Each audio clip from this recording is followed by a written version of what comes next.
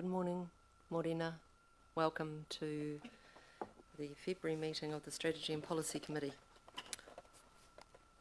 O Te Konehira a Rohi o Whanganui. Good morning to those of you online, and we'll get to you very shortly. We'll kick off with our karakia. Oh, that's not my one. Me inoi tātou, I te atua, tēnei au, tēnei mātou. O member kua poti te hapari o Whanganui, arahina I a mātou, ki te wakatau ngā wakataonga pai, mō te rohi, mō ngā tangata katoa. Kia piki ai te ora o te hapari, me ngā iwi katoa o Whanganui. Humie, huie, taiki. We'll stand for our karakia. E honore. E honore, e gloria, mangarongo ki te whenua, wakaro, paie, ki ngā tangata katoa. Aki ake, aki ake, amine.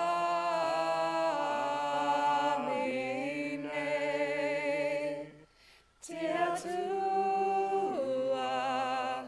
te piringa, toku oranga, toku oranga.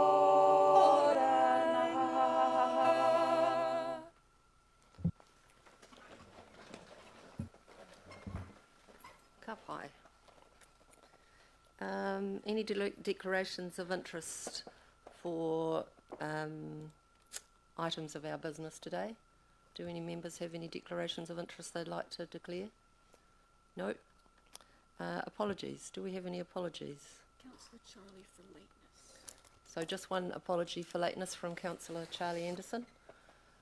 Thank you, Josh. Thank you, Peter. All those in favour, please say aye.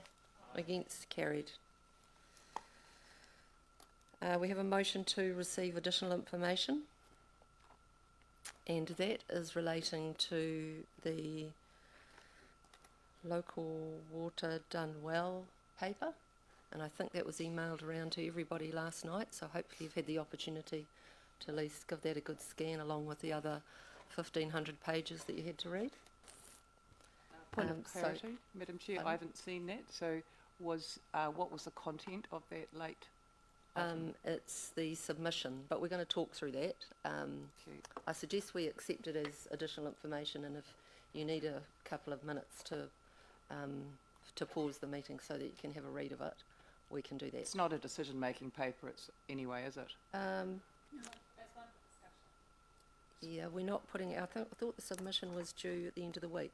Oh, Anyway, too. we can deal with it and give you enough time. Thank you. A little bit later. Yep, thank you. Would someone like to move that we accept a motions to receive additional information? Thank you, Peter. Thank you, Glenda. Any debate other than what we've already had? All those in favour, please say aye. Against? Carried. Confirmation of our minutes of the 28th of November. Are there any matters that need correcting there? No. Thank you, Peter. Thank you, Jenny. All those in favour, please say aye. Against? Carried. So we have moving on to item 5.1. Welcome to the podium, Lauren Tamahana. Lovely to have you with us. And we've also got Joey and Adelaide from KPMG. I think normal process, Lauren will open and background the paper, and then I think Joey in Adelaide might be speaking to it also. Welcome, Lauren. Kia ora, and thank you for the opportunity to present the new housing entity business case. So I'm going to do a quick recoup of the process that we've done to date, and then hand over, as the Chair said, to Joey in Adelaide to add anything, and then to be there to answer any questions that you may have. So just a reminder, in April last year we introduced the concept of a housing entity to Council. This was an opportunity to look towards a solution that enabled access to additional grant funding that we are currently not been able to access through the government, different partnerships, and looked at taking away financial risk from the ratepayers. It was agreed that we would complete a business case, and KPMG were asked to identify and recommend a preferred option and to inform future phases of that preferred option. There have been a number of workshops held between the Council and KPMG and the team, and those workshops have helped us all along the journey. In September, we gave an update to the committee on the overall process, the guiding principles, and a short list of model options. We came back again after another workshop in November with the two options. So the preferred option is to establish a standalone entity with partners, and then a backup option is to establish a community housing provider, a CHIP. We agreed at the November meeting that we would bring back the full final business case, and that it would come to this meeting. And so I guess at that point I will just hand over to Joey in Adelaide if there's anything additional that they would like to add regarding the business case, and then be available for questions. Thank you, Lauren. Hi, Joey. Hi, Adelaide. Hi, thank you so much for having us back, Mayor, councillors, and officers. Just say, I guess, before we go into the details, it's been a privilege to be part of this process. We've supported various councils over the years with how to sort of manage their existing housing portfolios, but been fantastic in the case of Wainui, that there has been this ambition for growth in affordable housing supply, leveraging those existing properties. And while that is in some ways the source of the challenge of this work, it's also the opportunity, and that's been great. In terms of the business case itself, as Lauren said, we considered a few options, and the preferred option proposed in the business case is a partnership or a joint venture option, proposing to find both investment development as well as management partners, and that might be a single partner or a consortium that can bring investable capital as well as development expertise, alongside ideally experience and scale at managing tenancies in an affordable housing context. The driving consideration that really sits behind that versus some of the other options that were considered was the extent to which this would enable growth, that it would provide council, it would provide the entity, I should say, with both the expertise as well as potentially the additional equity and access to finance that would create the opportunities for growth in social housing or other forms of affordable housing. I would note that in some ways it's a slightly less traditional business case in that it's not seeking a specific financial investment from the council at this time, and I can speak a bit more about what the future might look like, but it is more about agreeing the approach such that the council can subject to consultation and other considerations, of course, take that next step of going out to the market and formally seeking proposals to identify ideally an appropriate partner or partners for the council here.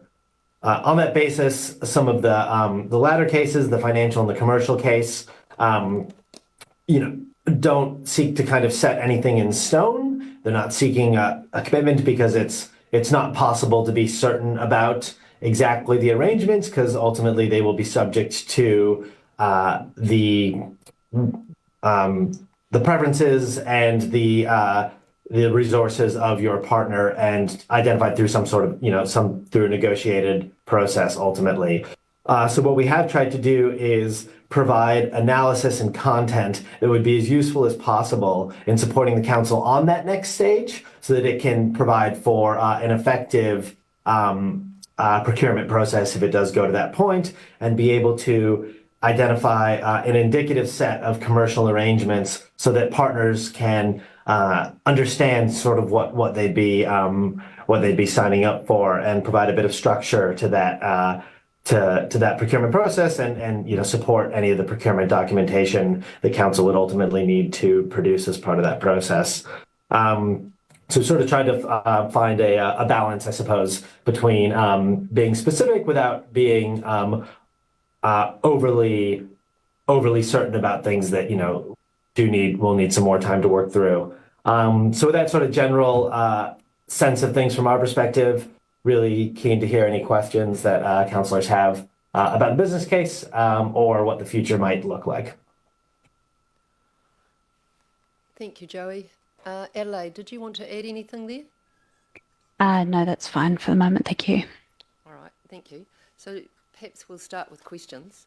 I've got a couple. So I'm just wondering if you can helicopter up about, there's a lot of information in here, Joey. If you could just talk us through from I guess, firstly from a financial perspective, what it would look like from a council perspective over the next couple of years. Say this goes out to consultation, we come back, we make the decision to progress with the JV. Just talk us through the steps and what it might look like in terms of a timeline and what we would expect. And yes, there is very clear information here about the financial aspects, but can you just talk us through what that might look like? Yeah, absolutely. So, yeah, as you say, let's sort of assume that post-consultation, the recommendations here are adopted and advanced. As I sort of alluded to before, the next critical step is the council preparing to go out to market to seek a partner, which is effectively a procurement type exercise. And there's I won't sort of go through all the sort of timelines on this. There are some indicative timelines in the management case on this, but it sort of throughout probably sort of depends on the timing of how things move, but the latter half of 2025 I think is when you'd ideally be looking the business case sort of proposes going to that process. And that consultation, that procurement process, the request for proposals would need to provide, in addition to the general model that the council is seeking, condition information on the portfolio, information on the financials, the rent, things like that. So any parties kind of understand the lay of the land. From an immediate financial perspective with the council, there would be some cost in preparing for that process and seeking those, getting that updated condition assessment and so forth. We haven't costed out at that level of detail, but sort of kind of standard, I suppose, analytical procurement advisory costs associated with that kind of process. That's probably perhaps the less interesting part. Ultimately, you get to the stage where you have a preferred partner and enter into initially a memorandum of understanding between the partner and the council, that sets out an agreement on the precise sort of legal form of the entity, the partners, and critically, and this is where I guess the ongoing financial role for the council comes up, is how the transfer of the assets is managed over time. What the business case proposes, and this sits within the commercial case, is a lease then sell approach. So we can think about there being, once you have a partner, once you have an entity, there's sort of two periods. One in which initially the council leases all of the assets to the operating entity.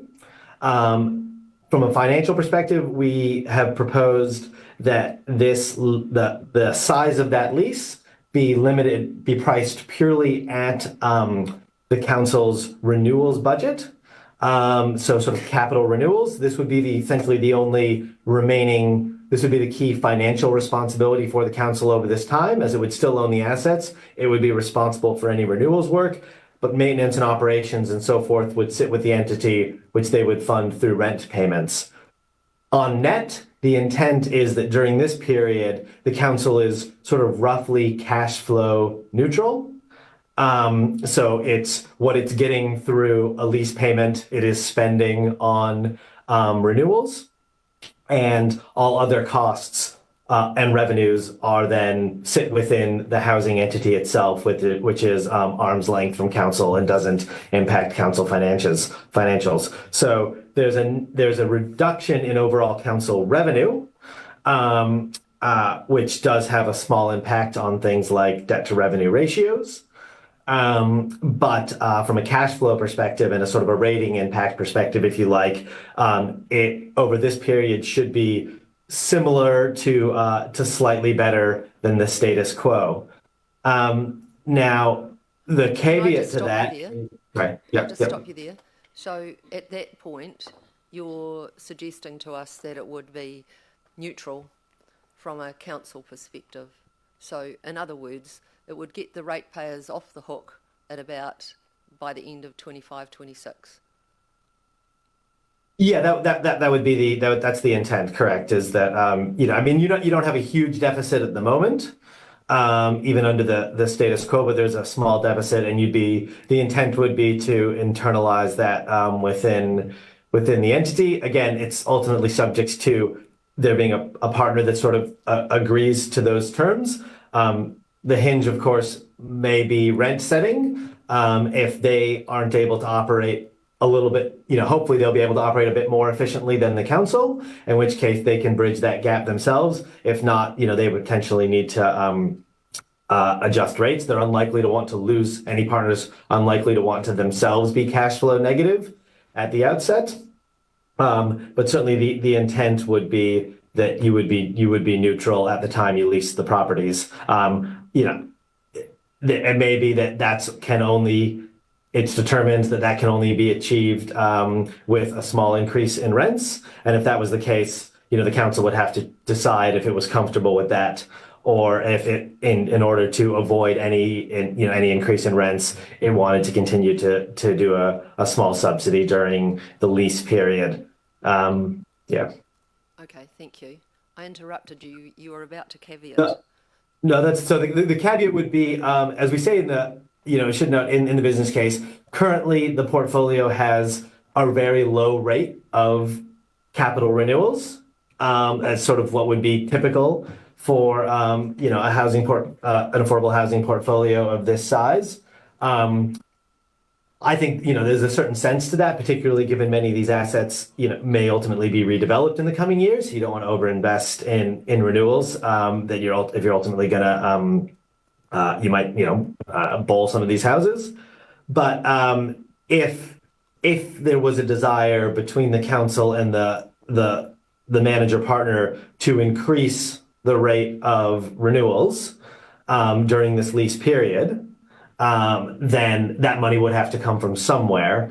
And basically the only two places that money could come from would be from rents or from or from a ratepayer subsidy. So it's not required. You could continue with the current pace of renewals, but if you did want to increase that, that would be the only thing that would create, I guess, a financial uncertainty there, risk for the council.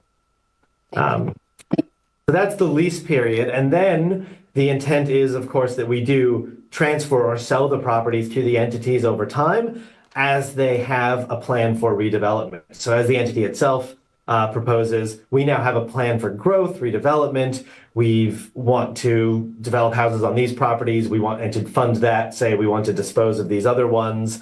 We've secured a contract from Ministry of Housing and Urban Development for X number of social houses. They have sort of all their ducks in a row in terms of development, and they present that plan back to the council. And at that point, you agree terms of transfer or sale of the properties themselves. And this might be all of the properties at once, or more likely this occurs in a few tranches over a period of time, I think is perhaps more likely. Now, at this stage, I think there's enough value in the assets themselves that the council contribution should be able to manifest in simply a sale of the assets at below sort of pure market value. And that essentially represents the council's contribution to the long-term success and growth of the portfolio. I think it's unlikely the council would need to also, put a cash component to that as well. It's probably more a question of how big of a discount off the market value of the assets is agreed, and that's ultimately will need to be based on the use to which those assets are proposed to be put forward. Are they all being maintained for affordable housing versus are some of them going to be market housing? And ultimately what's necessary to make the development financially viable from the perspective of the partner. And through that process, you agree on a sale price, which could be, it will almost certainly be below market value. At the extreme could be $1, or could be something north of that, depending on the specific nature of the development, and what was necessary and what the council was comfortable with. At that stage, for those properties, the council now has essentially no ongoing financial responsibility, role, obligation. They've sold those properties, and any future renewals and all revenues sit with the entity. Great, thank you. Really appreciate you outlining that. So we'll move to other questions. Andrew, you have a question or questions? Yeah, I'm just on there. Oh, where am I? Yeah, there's reference. I'm just trying to find the actual page. Where is it? Bear with. Reference to. I'm always interested in how this plays out and looking at what other councils have done. So you've got reference there under section 4, what have other councils done, and there are 6 case studies that you refer to, and the 3 learnings, if you like, are that having a CHIP as a common approach, that there needs to be some form of equity, and that there needs to be a partner who brings capital to this. What I'm interested in is, in addition to that, what learnings have you seen for those housing entities that have worked over a long period of time? What are the common themes? What are the areas where why have they been successful? If you were to summarise that. Yeah, I think a few things I would point out beyond that. One is certainly, commonality of sort of strategic direction and intent from particularly where there's partners. I think we've seen. I'm not gonna name any specific ones, but I think where we've seen different partners with different expectations, particularly around growth. That's been it. That has I think led to some not great outcomes. We've definitely seen council assets move into entities where the now manager, owner, or lessee in some cases is sort of perfectly happy to just kind of let things tick over. and they get managed perfectly well, and the tenants are looked after, but you don't get, I suppose, that growth that maybe some people had ambition for, and certainly the council does. So I think really clear that everyone's on the same page about what we're trying to do here, that we're not simply trying to offload a set of assets and move them to a new manager, but that there's growth, I think will be really important. Certainly, this isn't really something you can control, but asset condition has, I think, been a factor in some of these entities have, inherited relatively more distressed assets, have inevitably struggled to make good on those, just as a result of sort of trying to keep up with renewals, is another common one. And then admittedly, it is on the list of the three that you said, but I'll nevertheless reiterate it, which is providing equity. So that's, I think, been a really big hiccup. Trying to do kind of purely lease-based approaches without some provision of cash or real property has really hamstrung some entities where they just didn't really have an asset base that they could build off of, and council desire to sort of maintain long-term control through long-term ownership of assets, while there may be perfectly good reasons for that, has impacted the ability of those entities to do more. I guess the other thing I'd add to that is just the speed at which you're able to affect the outcomes that you're trying to achieve. So in some of those examples which Joe illustrated, organisations have been established, for example, maybe without the capital or without an asset base. And whilst that doesn't completely preclude them from achieving those outcomes, it does mean the achievement of those outcomes is much, much slower. And so it has maybe not occurred at a pace that the original decision makers might have liked. So that is something that certainly informed this work. Another thing that I just want to touch on, which Joe mentioned at the start, was where development outcomes maybe aren't achieved, and how you control for the decisions of your partners. So one of the features of the commercial case that's been suggested is to have that kind of lease period and then sale on the kind of proof of a development plan. And the intent behind that is to take the learning of other chips and councils where those development outcomes haven't been achieved at a pace that is preferred.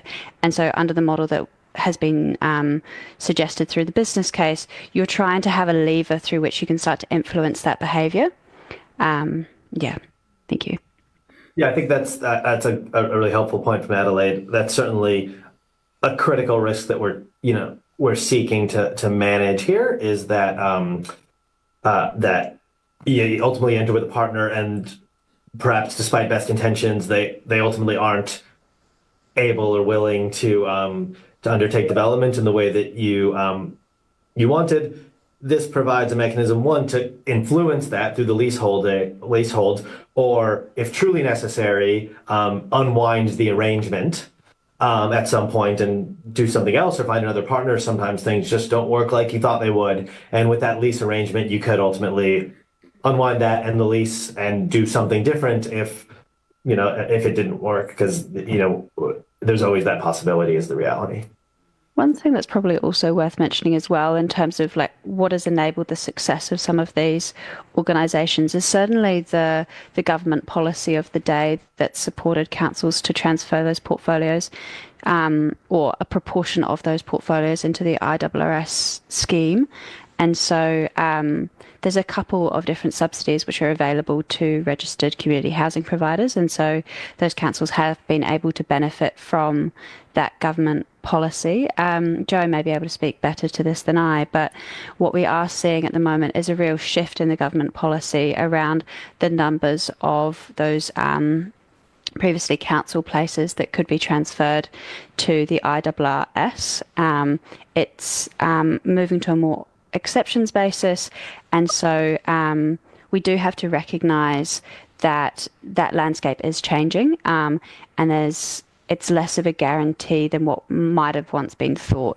So the government policy did really enable some of the achievement of those outcomes. That is not to say that we can't achieve those here, because there are still benefits of there being a community housing provider involved in the management of the tenancy. In a world where, say, you couldn't access the IRRS, you would still have the benefit of the operating supplement, which is funding for net new housing places. So that's a benefit that can't be accessed now that would be able to be achieved in future. So there is the government policy element that's affecting these. Awesome. Great answer. Is that you, Rob? Yes. Rob and then Helen. Yeah, thank you. Thank you for the report. We don't seem to, in this recommendation here, receive the report to be moving this along at all.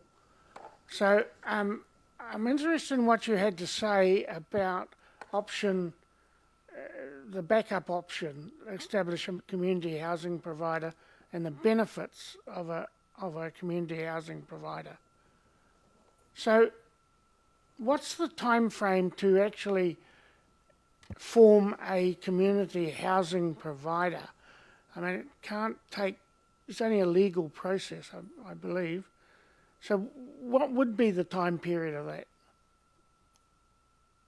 I can speak to this if you like. Do you want to Joey. go that one, Natalie? Sure. Yeah, so you're right to say that establishing a new entity would be a legal process. I think there's an element of decision making that goes around that entity. So we've supported other councils with this process. In the first instance, there would need to be a council decision that's preferred, and we would assume that the kind of a community consultation would be supporting that decision.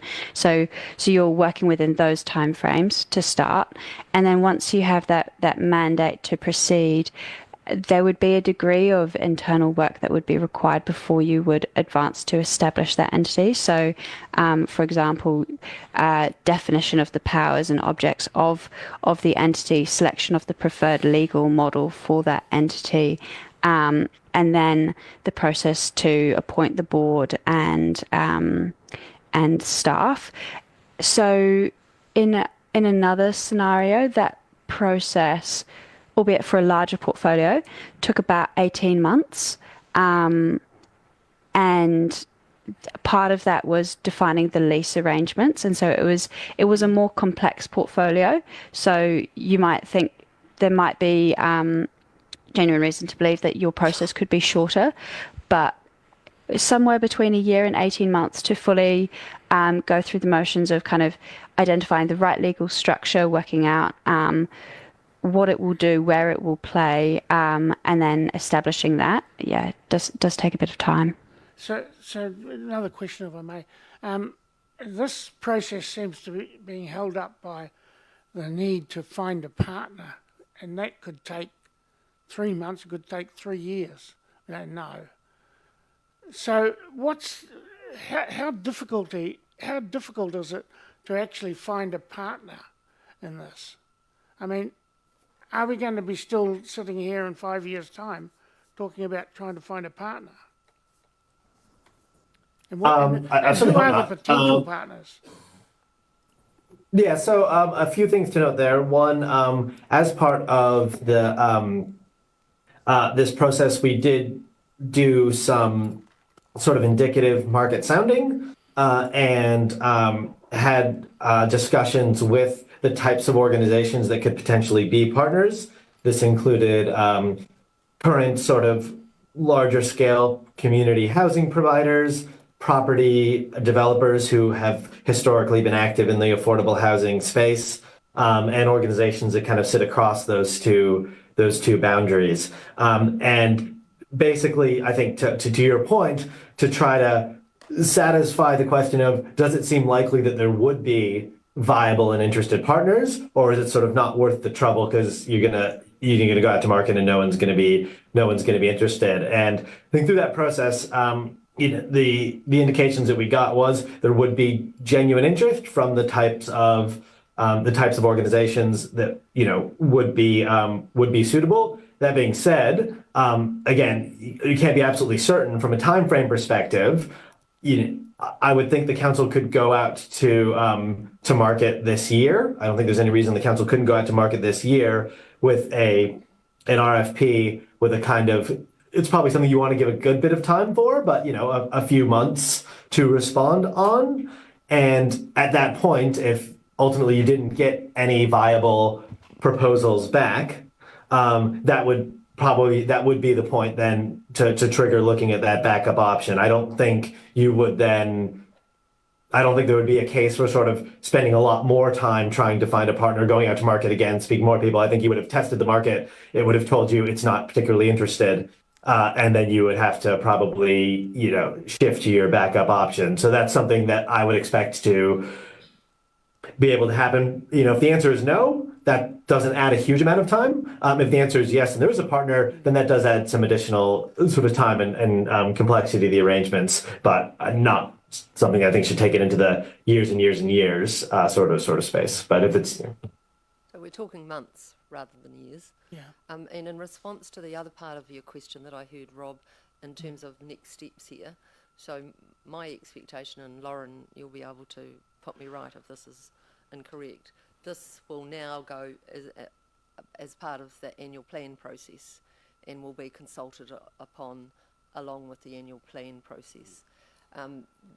That said, I mean, my penny's worth on this is that we will have specific engagements with the community, perhaps over the specific issue, for people that are particularly interested or particularly skilled in this area is what I'm thinking.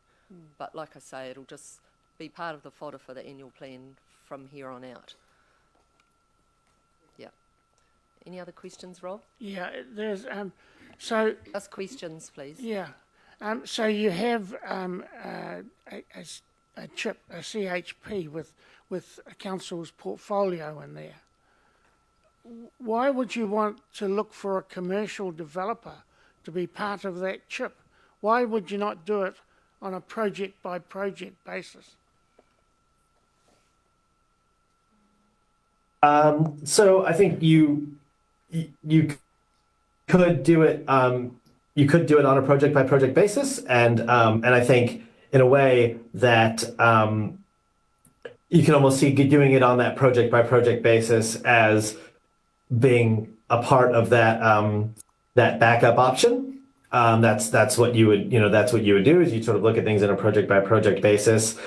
I think there is it's not a massive portfolio in the scheme of things, and if what you're interested in is crowding in, I guess there's two things here. If you're interested in crowding in, particularly development partner who's gonna be focused on this and being willing and able to commit a bit of capital, being able to provide a pipeline of development opportunity through access to redevelopment of a whole portfolio is something that it looks a lot more attractive and creates a lot more scale opportunities than a sort of your own chip, which may not have a lot of development expertise on its own, sort of trying to do this one at a time. It's a perfectly viable option, but ultimately our judgment was that there was sufficient advantages in terms of crowding in a developer at scale and being able to identify a long-term predictable development opportunity that you would get, sort of, you potentially have the opportunity to get sort of better development outcomes, faster pace than you would with a slightly more ad hoc approach of going out for specific developments. But either is absolutely a viable option. Certainly one of the things we heard as well in the soft market sounding that we undertook was from those parties who are developers that they would be interested in development opportunities of scale and of sufficient scale to kind of make it worth their while to be operating within the market. So the structure that's proposed does support that by having something that kind of gives them that reach across the portfolio to think strategically about where developments can best be planned. We're good, Rob? Thank you. Helen? Yeah, thank you very much. Considering we are running a small deficit, and this could take some time, would it be prudent to recover a higher rental return now or more immediately? I mean, that's really, I think, a political decision would be my perspective. Obviously, councils have choices as to what activities they choose to recover and subsidize from. Yeah, I would sort of say it's really, I don't think there's a right or wrong answer to the question of the level of rent setting versus subsidy. From our perspective, it's a choice the council needs to make. Oh, thank you. I just wondered if you'd come to any conclusions after reviewing it. That's fine. I've got to learn a lot more about being a CHIP, but if this was to become a CHIP, does that mean that the entity loses control of who can go into the units? Like, are you forced to put in people that MSD or Kying Aurora, I'm not quite sure how it works, would want in those units? Yeah, I'll give you as clear of an answer on this as I can. So you are, at a minimum, you are limited to the pool of overall residents in terms of, you can only take if you're getting funding through the social housing system, you're getting the income related rent supplement, or the operating supplement, you can only take people off the social housing register maintained by MSD and those at, relatively high need. That's who that funding is for. That is limited. Now, that does not necessarily mean a particular community housing provider needs to accept any tenant off that register. Some community housing providers have particular character such that they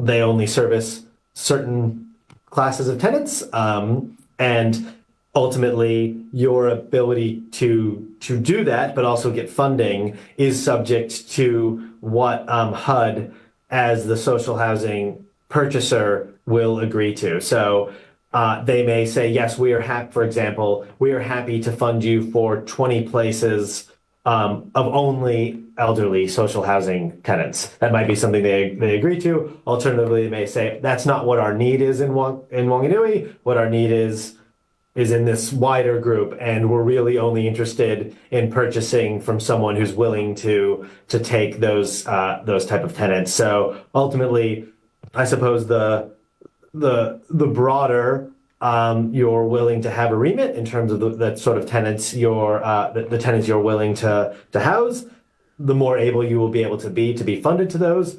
But ultimately, you can choose to be more restrictive, and then it's subject to what HUD's purchasing needs are and what they're willing to agree to. But no one can sort of make you take, if you like, a particular tenant. It'll just And you affect also the have funding. Sorry, yeah. Oh, sorry. I was just going to say you also have that choice around the proportion of the properties which the organisation makes available to be social housing through the IRRS scheme. So you may say of the properties, 50 would be allocated to this group of tenant, and then the broader might be another group of tenants. So there is an element of control there. Thank you. Thanks, Helen. Josh? Yeah, thank you. Adelaide, I just want to pick up on your earlier point about the change in policy, if you like, around the income-related rent subsidy scheme. Can you clarify whether or not there's been a explicit change, if you like, that makes it more challenging for a new CHP to register under the scheme? And supplementary to that question, if we weren't able to register as a if we weren't able to access that scheme because of that change in policy, what would the implications be around financial sustainability, particularly in the context of keeping rents affordable? Yeah, thanks, Josh. I'll answer the first half of this, and then I may pass over to Joey.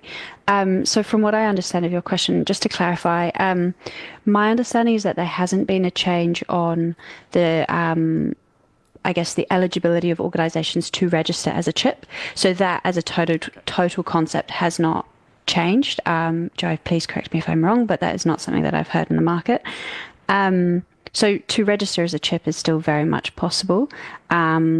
the limitation and where we're seeing kind of a tightening of government policy is around specifically the redirects. So the transfer of existing, I guess, council affordable rental housing places once they're under management of a new entity into the IRRS scheme. So whilst it wasn't necessarily an open door previously, the government messaging on kind of like public websites is now that it's by exceptions, and those exceptions are limited in circumstance and volume. And so the addition of the word volume is new as of this year. Joe, do you want to add to this? No. I think in terms of the policy change, that's correct. So, and I think what's critical here to distinguish is between existing supply and new supply. So the change is about existing houses and a desire to not essentially use social housing system funding on existing houses. If they're going to spend money on new places, they want new build housing. That's the sort of overall strategic and policy intent that sits behind this change. And there's a particular manifestation in terms of the redirects of existing council housing into the social housing system, which, as Adelaide says, was definitely, I suppose, so the key difference is in the past, probably for many councils, simply establishing a CHIP in and of itself could improve the sort of long-term financial viability. That's less clearly true now. I think it absolutely still helps you with providing a platform for growth, because it does still support that growth. But in terms of fundamentally improving the finances of the existing portfolio without the need, as you point out, to change rates, that's definitely less clear at this stage. Anything would have to be ultimately negotiated with government officials and potentially at a political level, and probably would be contingent on some broader growth ambitions and achievability as being sort of part of what would be agreed to. But it's definitely not a just, regardless of what option we pick, it's not a case of set up a chip and the tap just sort of suddenly turns on. Okay, and just yeah, to clarify, in terms of new units being added into the scheme, from what you've seen in market analysis and so on, there is not a challenge around accessing the income-related rent subsidy for those new builds, or is it still a risk that they may not be approved, if you like? Well, there's no risk associated with being a council established CHIP versus any other kind of CHIP in that supply of new, getting funding for new supply. Anytime you're seeking new supply through the social housing system, it's essentially, it's a commercial process and a funding process whereby HUD has to approve that particular purchase, and there are always proposals from community housing providers that aren't accepted because they're not where HUD thinks they want to invest, or they're seen as bad value for money, or other such reasons. So there's there never has been, and there would not be any specific guarantee of new supply being funded, but ultimately, I would expect that over time there will be the desire to purchase new social housing in Wanganui, and if this entity is able to provide that in a credible and cost-effective way, I don't see any reason why they wouldn't be able to be over time successful at doing so. The specific scale is really dependent on the government of the day's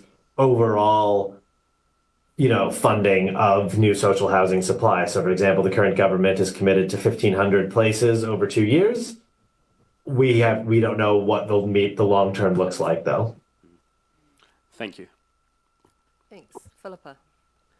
Oh, yeah, it's probably just a brief follow-on, but it just was in regard to really change of government or government policy and the impact of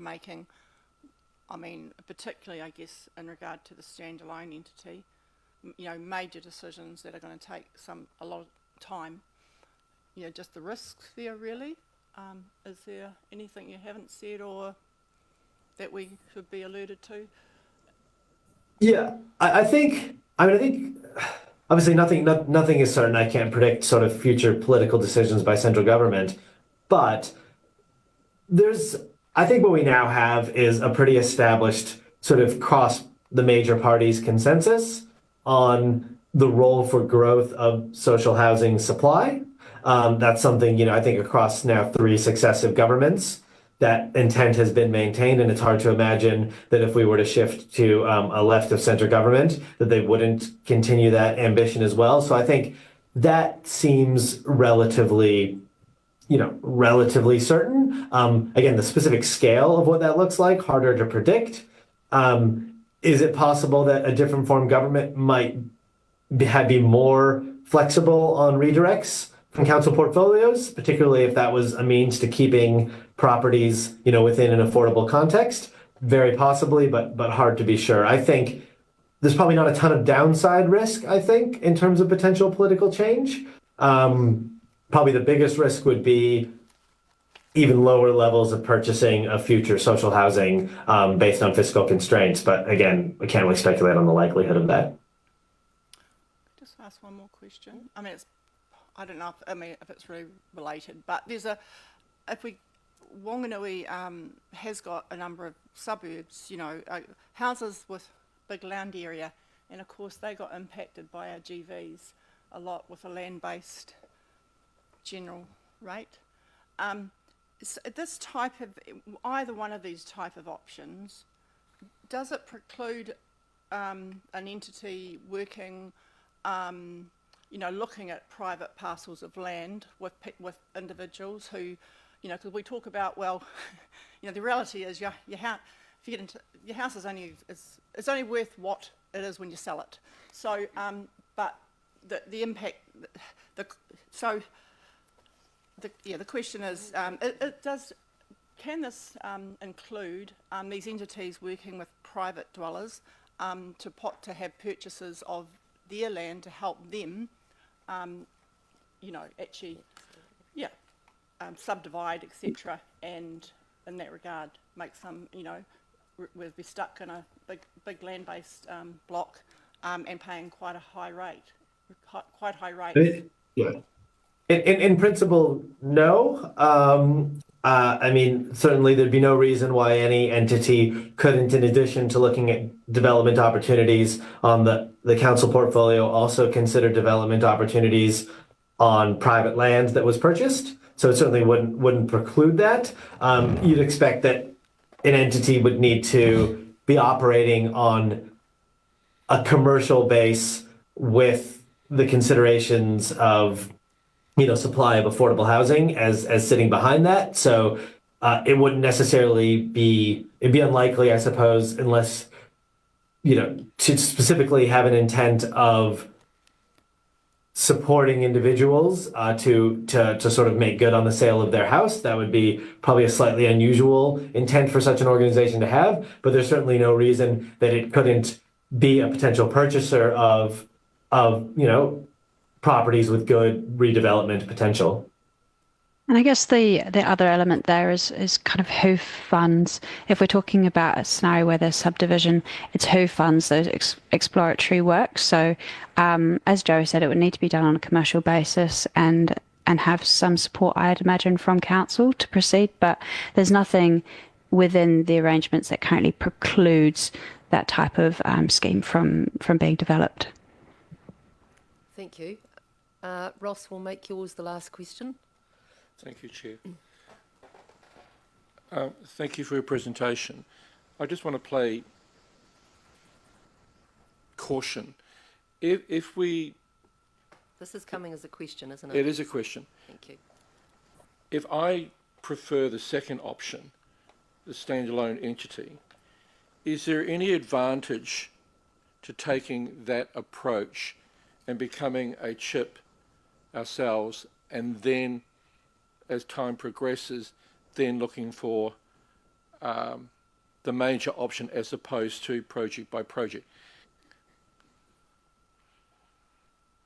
So could you do things around that way? Absolutely. I suppose the major disadvantage would just be you take the time and the cost to set up a particular form of entity on that basis, and then you go out to look for partners, and that form and structure of entity no longer makes sense in the partnership option, and you're having to sort of unwind a bunch of arrangements and create a bunch of new arrangements.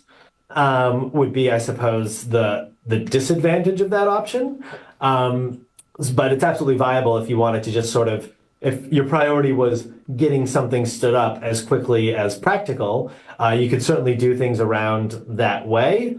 I suppose I'd possibly just come back to my previous point, which is the time and the cost necessary to validate whether there is in fact an attractive partner here is not huge relative to the kind of scale of the portfolio and the financial implications and sort of the sort of housing's a long-term game. You know, they take a long time to build and you own them for a long time. So in that sense, spending 4 to 6 months sort of validating whether or not a partner exists now, it may well be worth spending that time now, and then you know what the situation is. You know with confidence whether or not there is a partner that meets your needs. And again, if the answer is no, then you can certainly go forth and do the sort of just council established option. That seems a sort of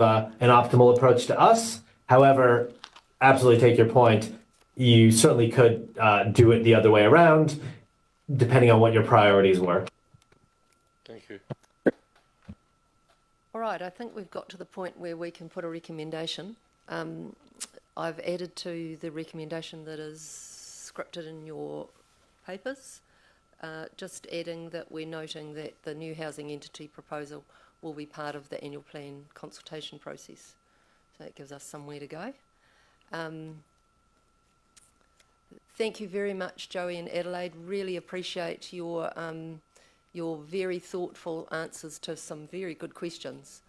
I think we would all agree that there's a lot of water to go under the bridge yet, but we're making good, steady steps forward. Thank you, and your expertise and advice has been really helpful.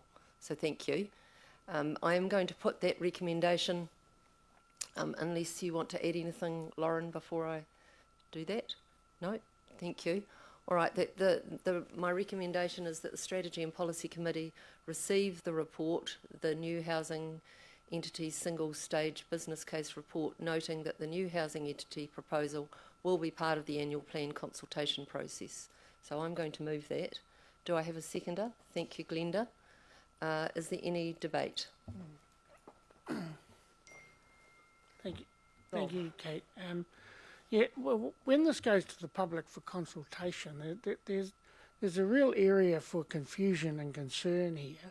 When we actually just say we're going to look for partners, the natural reaction is, who are they? What's the deal? And I worry about this public consultation process when it's so open-ended. My preference here is just to form the chip, get it underway. I can't see that if there are commercial enterprises that want to be a partner in the chip, that they haven't got a commercial objective. And so it has to be clarified when we go to the public who these partners might be. You know, the logical ones are like iwi. There are places like accessible properties that have a social objective. But I think it's so wide open and will generate concern if you just say, we're looking for partners. I mean, my son-in-law is a partner and works for a company that is doing a partnership on a project for the Manawatu Council, 150 houses. They're certainly not involved in their existing portfolio, because what we're actually potentially saying with this resolution is that if you want to come in at 25%, you've got 25% of our existing portfolio. That may meet with some conflict with a more commercial attitude. So I'm quite nervous about the way we're going out to the public and saying this, with the potential for misreading it, because there's nothing more sure than a chip is the right thing to do. Thank you. Thanks, Rob. Peter? Yeah, thank you, and through the chair. Thanks to all those who have got us to this point and options to move forward. But I would like to go back to a basic question. I acknowledge that we are in the business of social housing, but should we be? Is it our core business, and what are the outcomes we are trying to achieve, and how will we measure them? So I'm looking forward to the consultation, and I think that question should be in the consultation. That's all. Thank you. Thank you, Peter. Glenda, then Helen. Thank you. Thank you. So much work's gone into this, and I've really enjoyed hearing the questions and your thorough answers that you've given. I'm actually quite excited about this, and I'm hearing from you that either option is, would be acceptable. I do wonder about, finding a suitable partner, and I'm sure that the entity would set up a thorough process to find the suitable partner. But if it's a private partner, what does that look like in the economic situation that we're in at the moment? But you see, if that doesn't occur, then we have the backup option, which is also completely acceptable. It's really exciting. I absolutely think that it's the way to go forward, and we already have a social housing folder with lots of assets in there, and it does make sense to transfer them into this to be able to access funding. So thank you. I look forward to seeing what the public's got to say about this in the consultation process. Yeah, thank you. A lot of work's gone into this, and I do want to thank the staff and councillors who put a lot of time into it. I just want to reflect, look, our housing portfolio that council currently owns, it's there historically for a lot of reasons, and I'm thankful that we have it because it has enabled many in our community of limited means who are older to have a really safe and great place to live. And if we didn't own it, I think we would have had a lot more people in these tough times. It's really, really struggling. And so I think it's very special and precious, and I'm looking forward to seeing what comes back out of the consultation, because I know that there are a lot of people involved in providing if you like, social assistance in this community, and some of the churches, for example, and I'm sure that they will have a lot to say about this. So that's going to be very, very interesting. One thing that does concern me is that this portfolio has always been ring-fenced, if you like, in terms of cost and income, so that it has never, I believe, impacted the ratepayer. And that's really, really critical. And I want to see that continue. And what does worry me at the moment is we are again building a deficit that would continue to grow because the income is not quite, I understand it, keeping pace with repairs and maintenance at the very least. And then you've got renewals and et cetera, et cetera. So I understand that this new entity is looking at what we're talking about now will help us to ensure that going into the future and hopefully provide more housing. But I do put out a word of caution. It would be my preference that we ensure the portfolio now continues to stay at a zero impact on rates and a zero, and then it doesn't increase the deficit.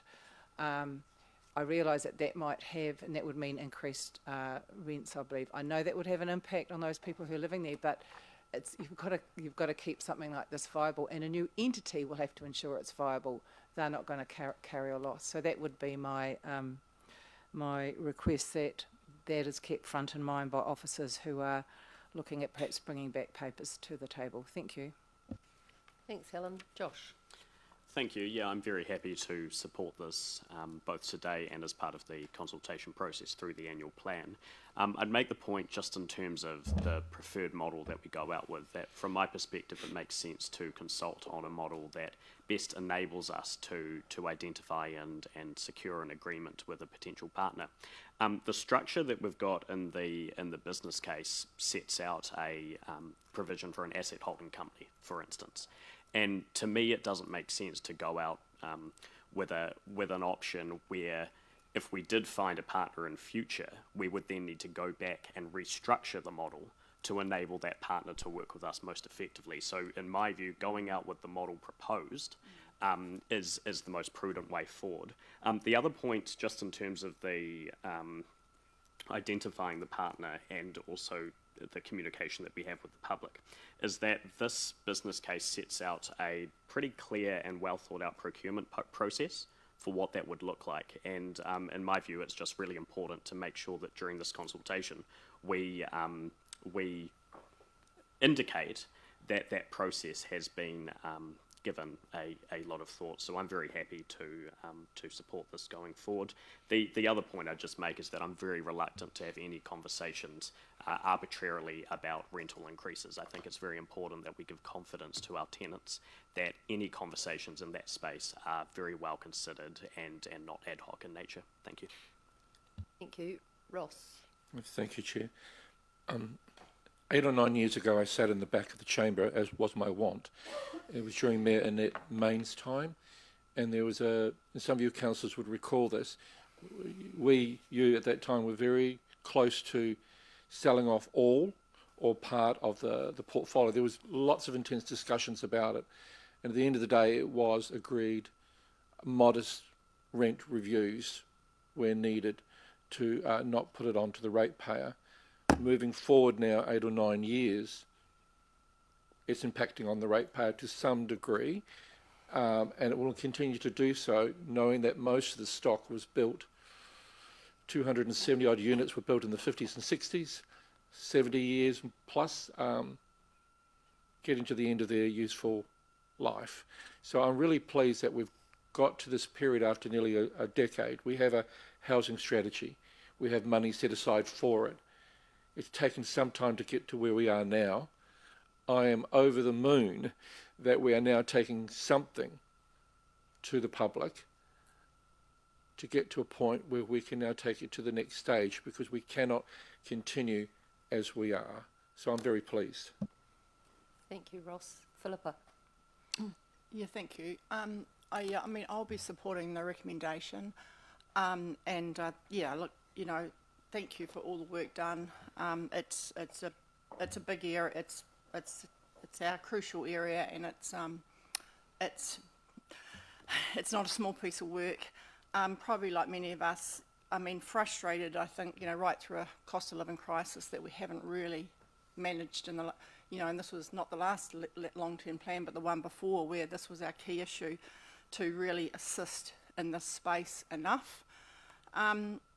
I think, I mean, obviously, this is a key annual plan, probably the key annual plan topic now, along with outdoor swimming. And bigger than that, the facilitation of it is going to be really important to the community, to keep it as simple as possible and understand. I think it's really good that we kind of have two options there.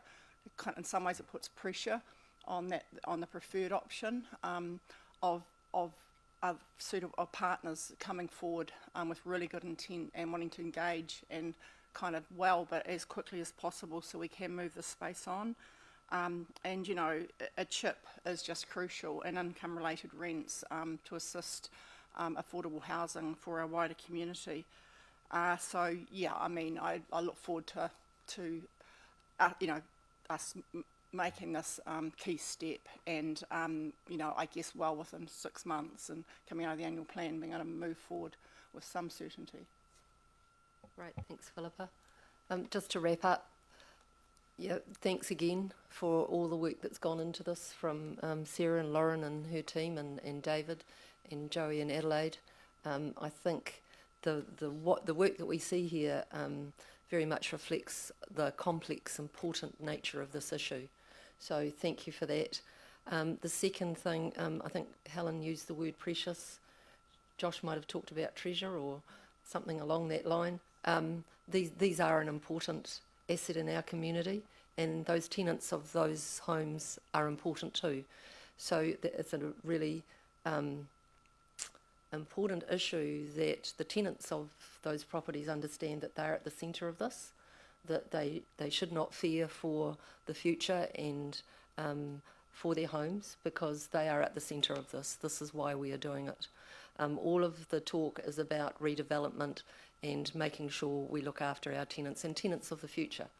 So very exciting to be part of that. We'll put the recommendation though then. All of those in favour, please say aye. Aye. Against? Carried unanimously. Thank you very much. I'm proposing that we just take a 5-minute break because the next paper is quite a technical one. So yeah, if you'd like to just take a break for 5 minutes, and we'll see you back here just after 1:45.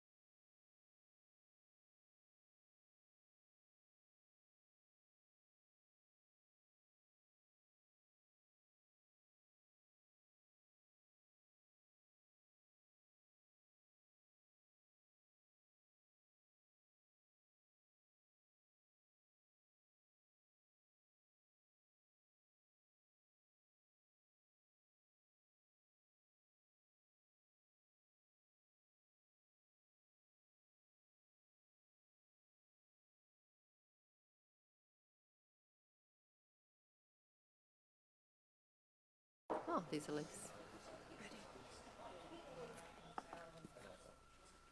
Right, we're moving on to item 5.2, adoption of the statement of proposal and approval to consult on the reviewed local alcohol policy. Welcome, Hannah. I have never seen so many references in all my time at council. Kia ora. So go you. I'm all right. How are you? So I wanted to apologise from the start for how many attachments were in this. Believe it or not, I did try to cut it down. It's a celebration, Hannah. It's very, very well resourced and referenced paper. Thank you. In fact, I'm going to suggest that Diane takes it back to democracy and makes it a compulsory read for all new councillors when they're coming into their orientation process, because it is so good. It is, yeah, it's the A to Z of alcohol policies. Thank you. Also, before we get started, I just want to say a huge shout out to everybody who's supported me in putting this together. It's been a massive piece of work and I couldn't have done it by myself. So people within council, the licensing team, the legal team, other members of the policy team, community groups like the Guyton Group Trust, Safe Wanganui, the LGNZ policy networks, Hatohone St John, ACC and Police National Headquarters, Deborah Bradley, who peer reviewed my research report, and everyone who submitted on the survey last year, and I'm sure hundreds of other people who I've forgotten. Oh, good. I'm just going to remind us that we've got Elise in the room as well. Hi, Elise. Hi, everyone. And completely agree with the comment about the report. It's extremely well researched and Hannah's done an excellent job. Thank you. Thank you. So just to take you through how I'm going to approach reporting on this, there is, as you can tell, an exhaustive amount of contextual and data information in the written report. So I'm going to do a very high-level kind of view of LAPs generally, the evidence that's required and that we have in support of this, some stuff about the current policy and a progress update on the fees bylaw, which we discussed a couple of times last year. And then after that, I'm going to jump into the actual recommendations themselves. Whew, sorry. No, that's right. Take a breath. Breathing's good. I am comfortable taking questions as we go, but I will also leave space at the end. So yeah, I'm not sure that I am. Perhaps do it section by section. You know, if you can break it up in a way that, I mean, you will know this information the best. So I'd suggest you do it. Go through a section. Yep, I can break it down as we go. Take questions and then carry on from there. Thank you. So, LAPs, local alcohol policies, or as they're more commonly known as LAPs, are a policy device that exists under the Sale and Supply of Alcohol Act 2012 and associated legislation. There's a lot of detailed information in there, but broadly they can contain rules that are required to be followed and rules that are required to be considered by the District Licensing Committee. Rules that have to be followed are open hours and closing hours, so the hours within which a licensed venue can sell alcohol, and one-way door policies, which are periods of time when a venue is allowed to sell to people who are on site, but no new people are allowed into the venue. For rules that have to be considered, this includes stuff like license caps, location-based restrictions on where licenses open up, and discretionary conditions that can be applied to specific licenses to more closely manage how they operate in certain ways. So moving on to evidence. Hopefully there's no questions about that. That's just kind of a very high-level précis of the Act. So there's a lot of misunderstanding about the level of evidence that is required for putting a policy like this or other policies in place. So I wanted to start by taking you through what is actually required so that it can frame how you then approach the discussion that we do following on from that. So there seems to be a general expectation from some people that what we should have before we put an LAP in place is, if you like, a silver bullet piece of evidence, something that we can point to which says definitively this policy restriction will manage alcohol-related harm within the district in these ways, and you cannot argue with it. To put it bluntly, that evidence does not exist. That's not a real thing. No policy, no bylaw, no piece of legislation in this country or in the world has that. That's not conceptually possible. We do have some guidance on what level of evidence is kind of actually required to be considered for a policy, thanks to the Supreme Court and Woolworths New Zealand and Auckland Council. So they laid out 2 principles that I think are useful enough that we've incorporated them as introductory principles to the recommended policy itself. These are precautionary drafting and community preference.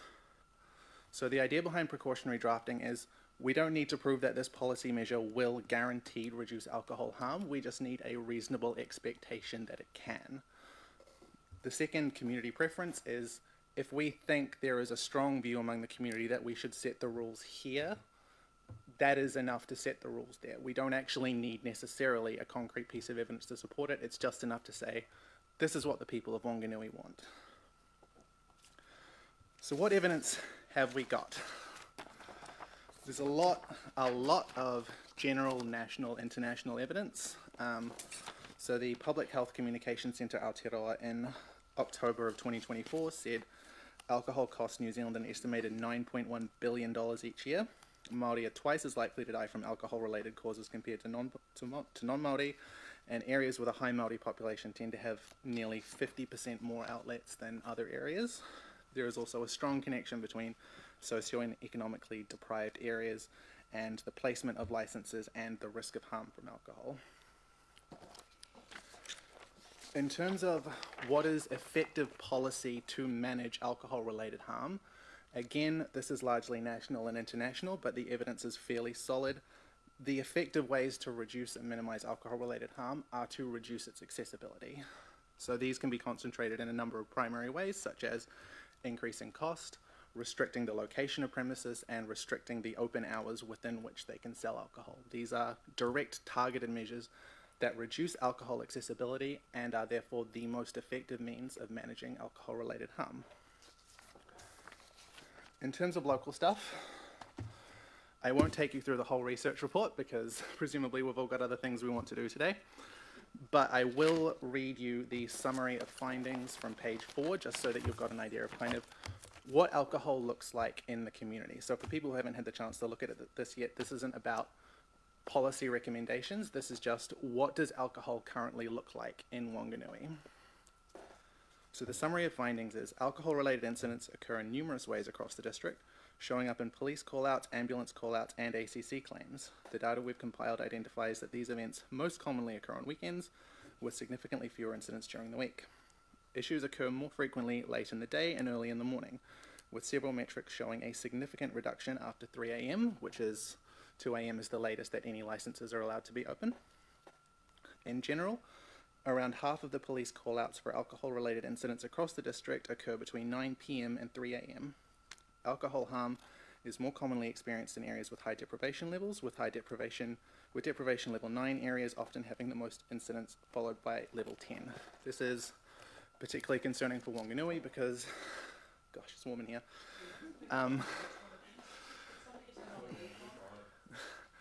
Because 30% of more, and sorry, what's the statistic? In the district snapshots, we have 30% more people living in high deprivation areas than the national average. The most common police call-outs across the district have been for general incidents, which is when an incident or infringement isn't identified, such as suspicious behaviour or just dealing with drunk people, followed by traffic offences, which include breaches of alcohol bans and minors consuming alcohol in public, and violence. Significantly more incidents occur in residential spaces, followed by public spaces. Far fewer incidents occurred in other types of areas such as retail, commercial, and education sites. So that's the summary of findings. Theoretically speaking, that's what all of this discusses.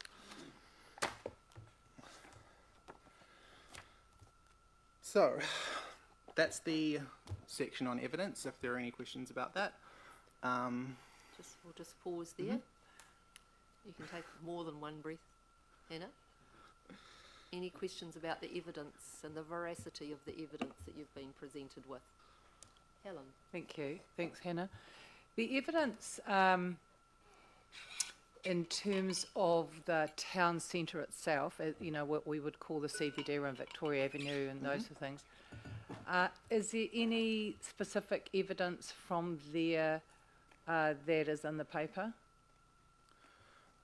In the research report, yes. Yeah. Yeah. So the The paper itself doesn't really go into the evidence. It refers to the research report, which is where the evidence is. But yes, so when we were sending official information requests through to Police National Headquarters, they requested that we essentially bubble them within a specific radius from a particular intersection, and then their viewer pops up all of the incidents that have occurred within that bubble.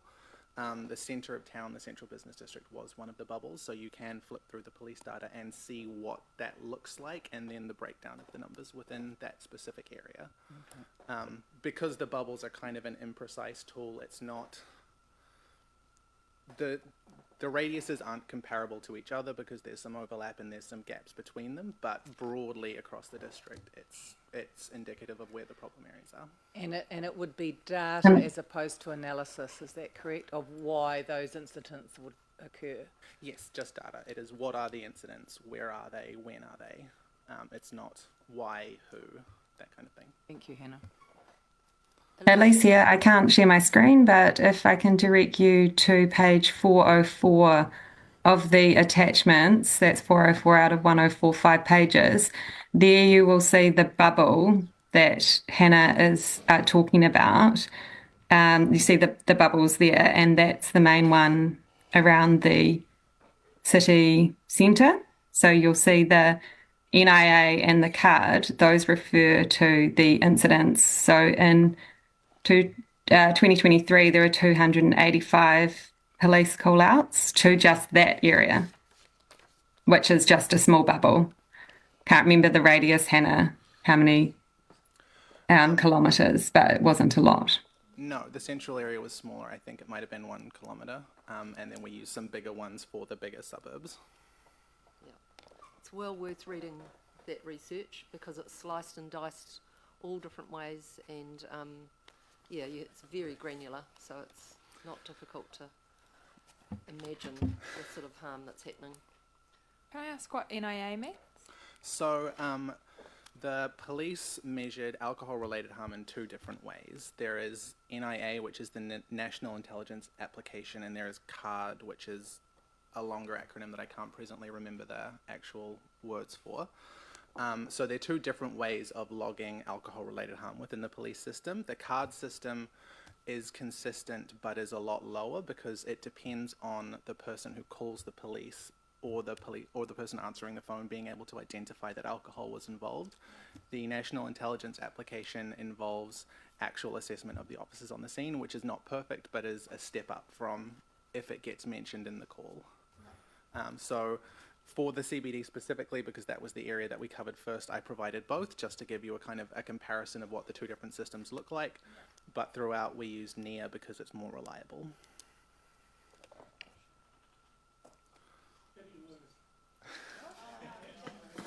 All right. No, you keep going, Hannah.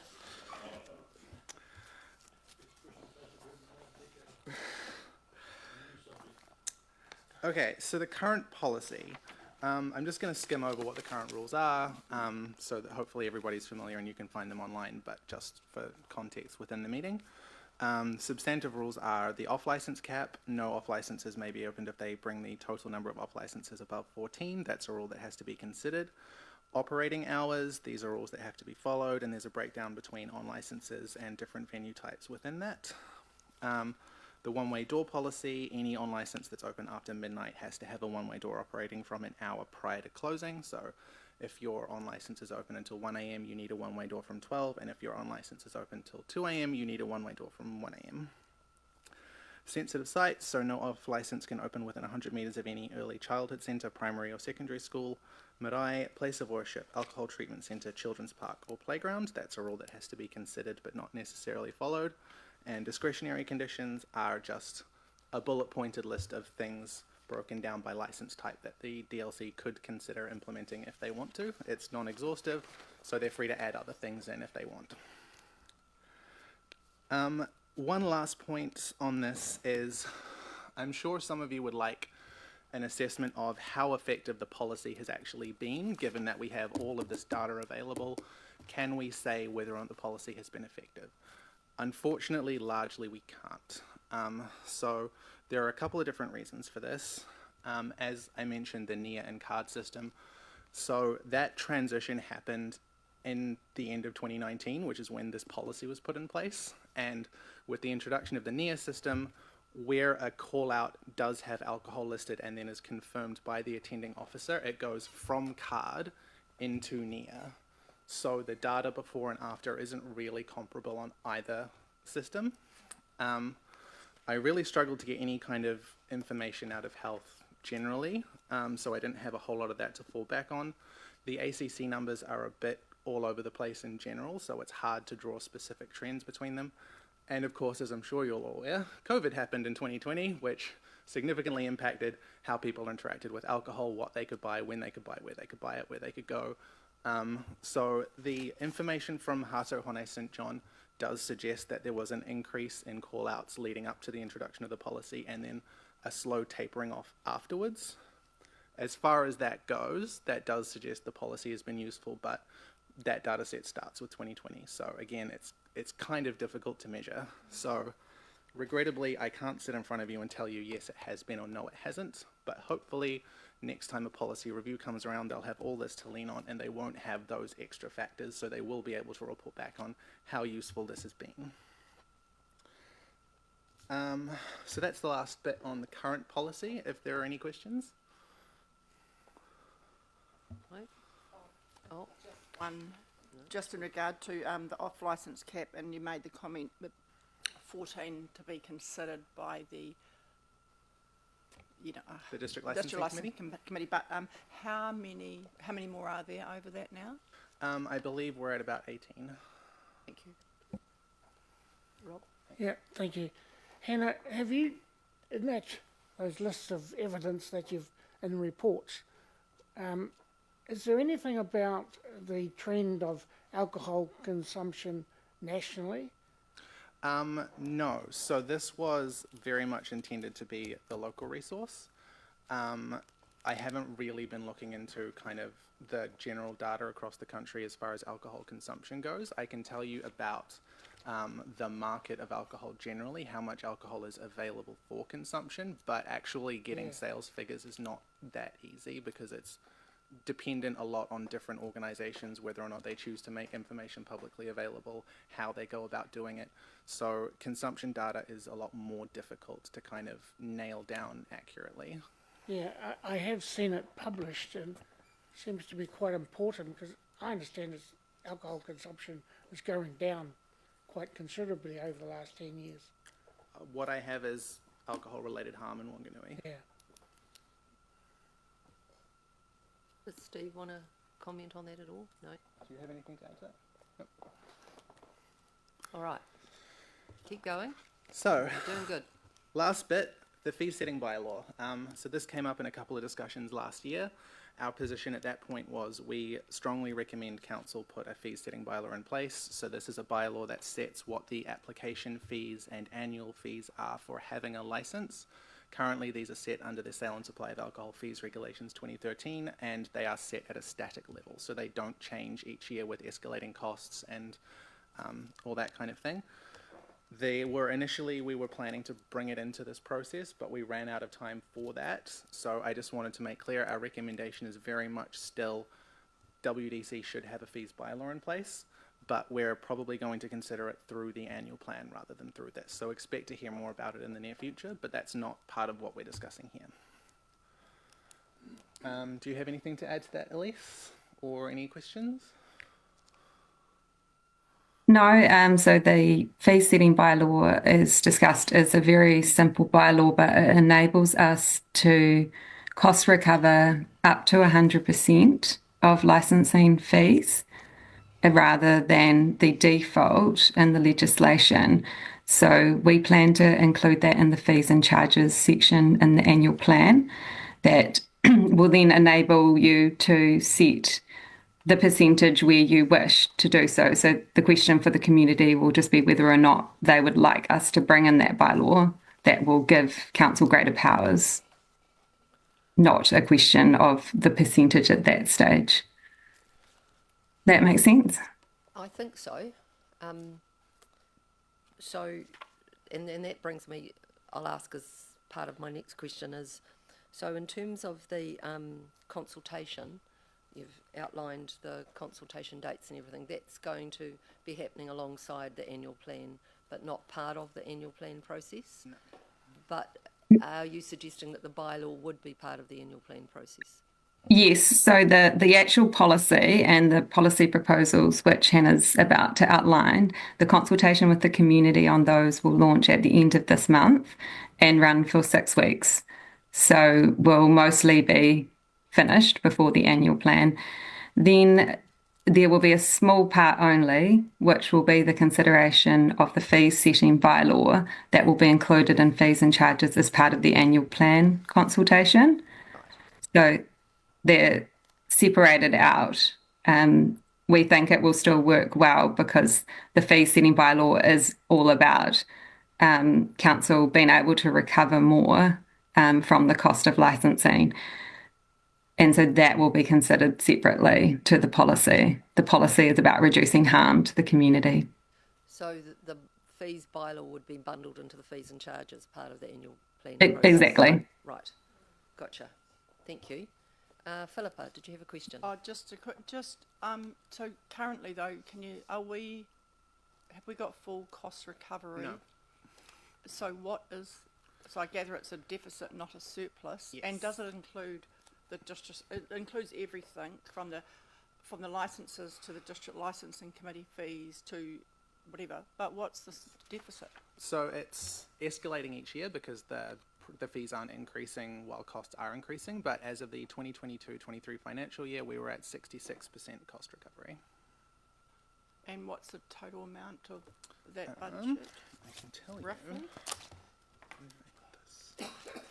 Like, are we talking hundreds or thousands or hundreds of So thousands? in that year, the total cost to council was $201,000. So it's not huge amounts of money, but it's not nothing either. So that's the last year, is it? That's 2022-23. I haven't checked I put 2023 as the end point for all the data I was collecting for the sake of having it set. Yeah. So this fee setting bylaw would give you the power to go up to 100%. Otherwise, it defaults to the legislative costs, which is what we've currently been doing. So could I just ask one further question on that? I'm not, look, I'm having a go at the district licensing committee, but is some of that cost, that 200,000 odd cost, is it leaning? The district licensing committee is not a small cost in itself, and for example, these 4 caps, these 4 licenses over the cap, have they all, they might have all included, or there's been some that have gone to a whole district licensing committee process.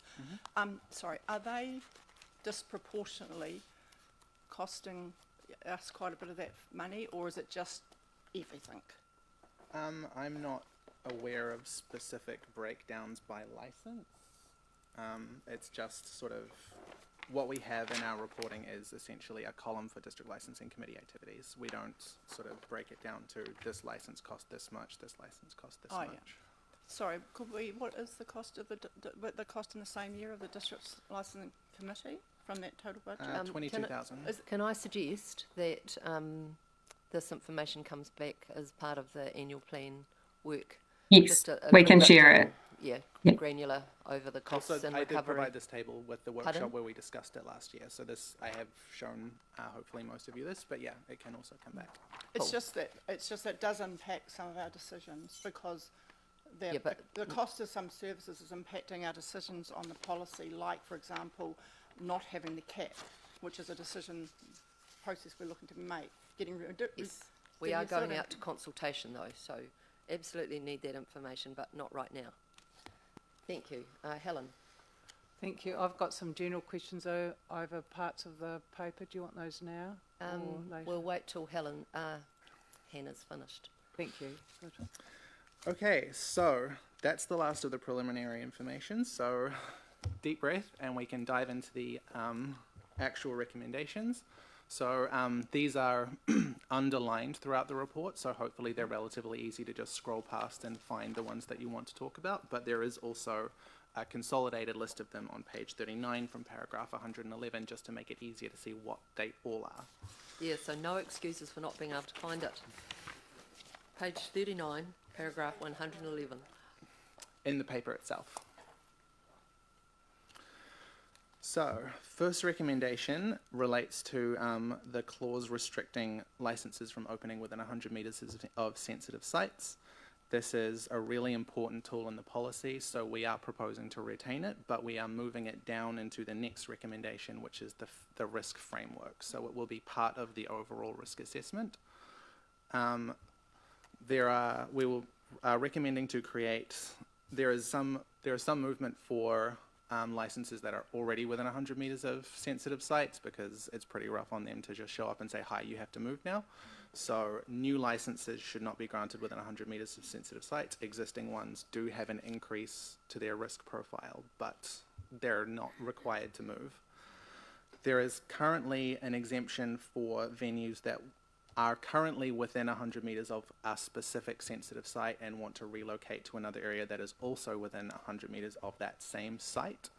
I am recommending to remove that. I think relocation is a really crucial opportunity to move licenses away from high-risk spaces, so I don't think it's appropriate to retain that in place. So it's not a requirement to relocate, but it's, if you're already in the process of relocating, you should be moving out of the area of sensitive sites.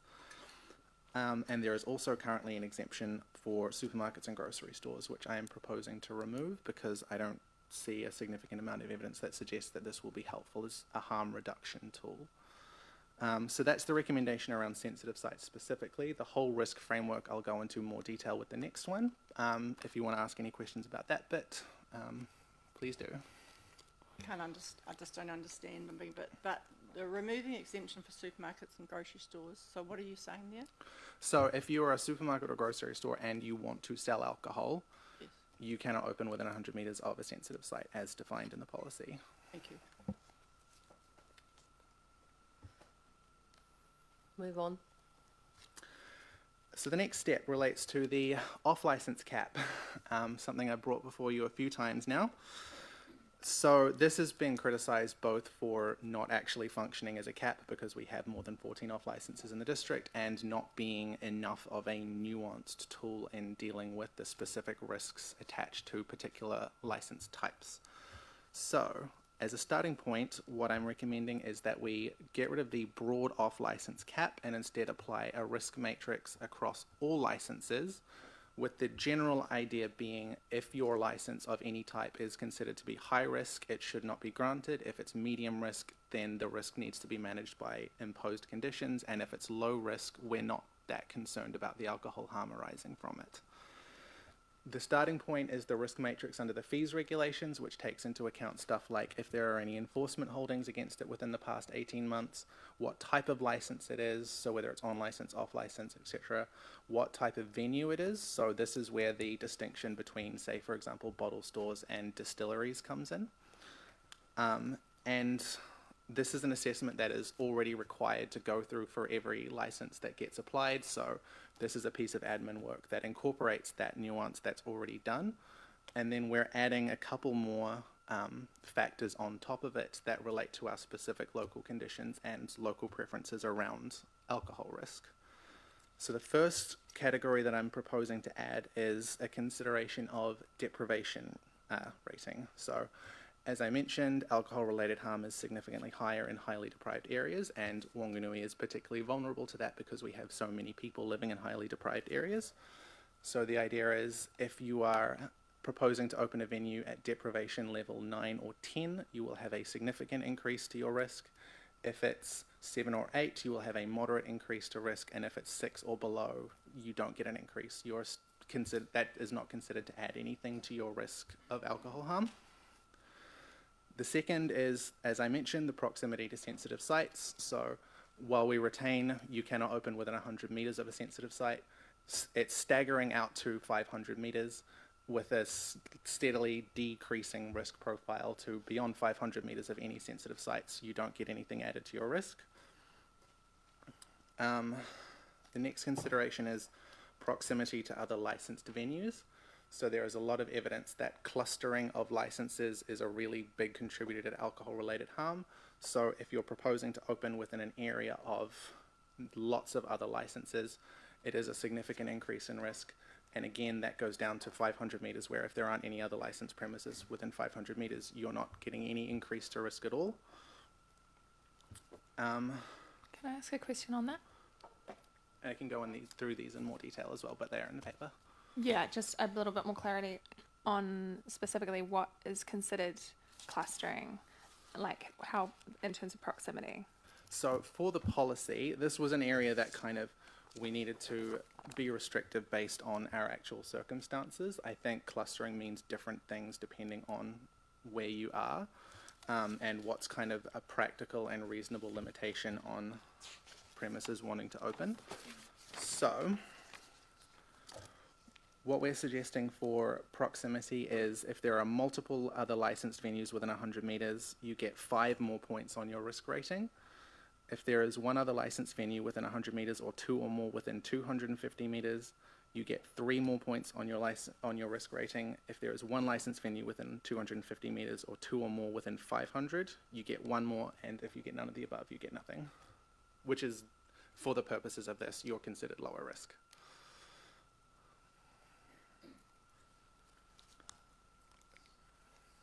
Question. Could I ask a dumb question?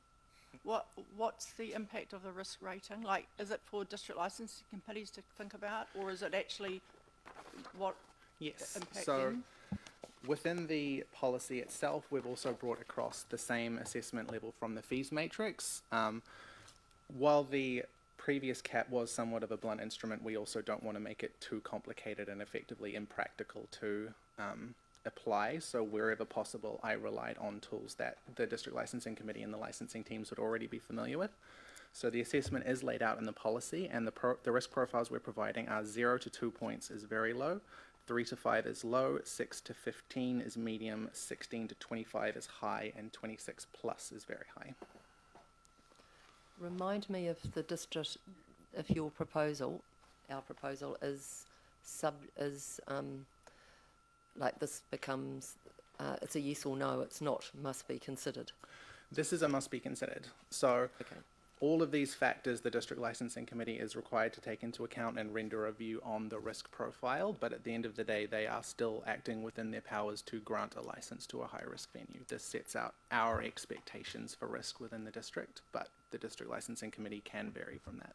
Yes, thank you. Just, yes, put your... There are a couple more factors that I was proposing to add, but I'm happy to continue taking questions at this stage. Yes, we've kind of gone down that track, haven't we, of interrupting you in the middle of flow. So, Helen? Thank you. So at some point I would like an understanding of how many, I don't quite know if 3 points were added, how much harder does that make it to get a license, you know, because I have no concept if it's a total of 10, so 3 is starting to move you along, or if it's a total of 100.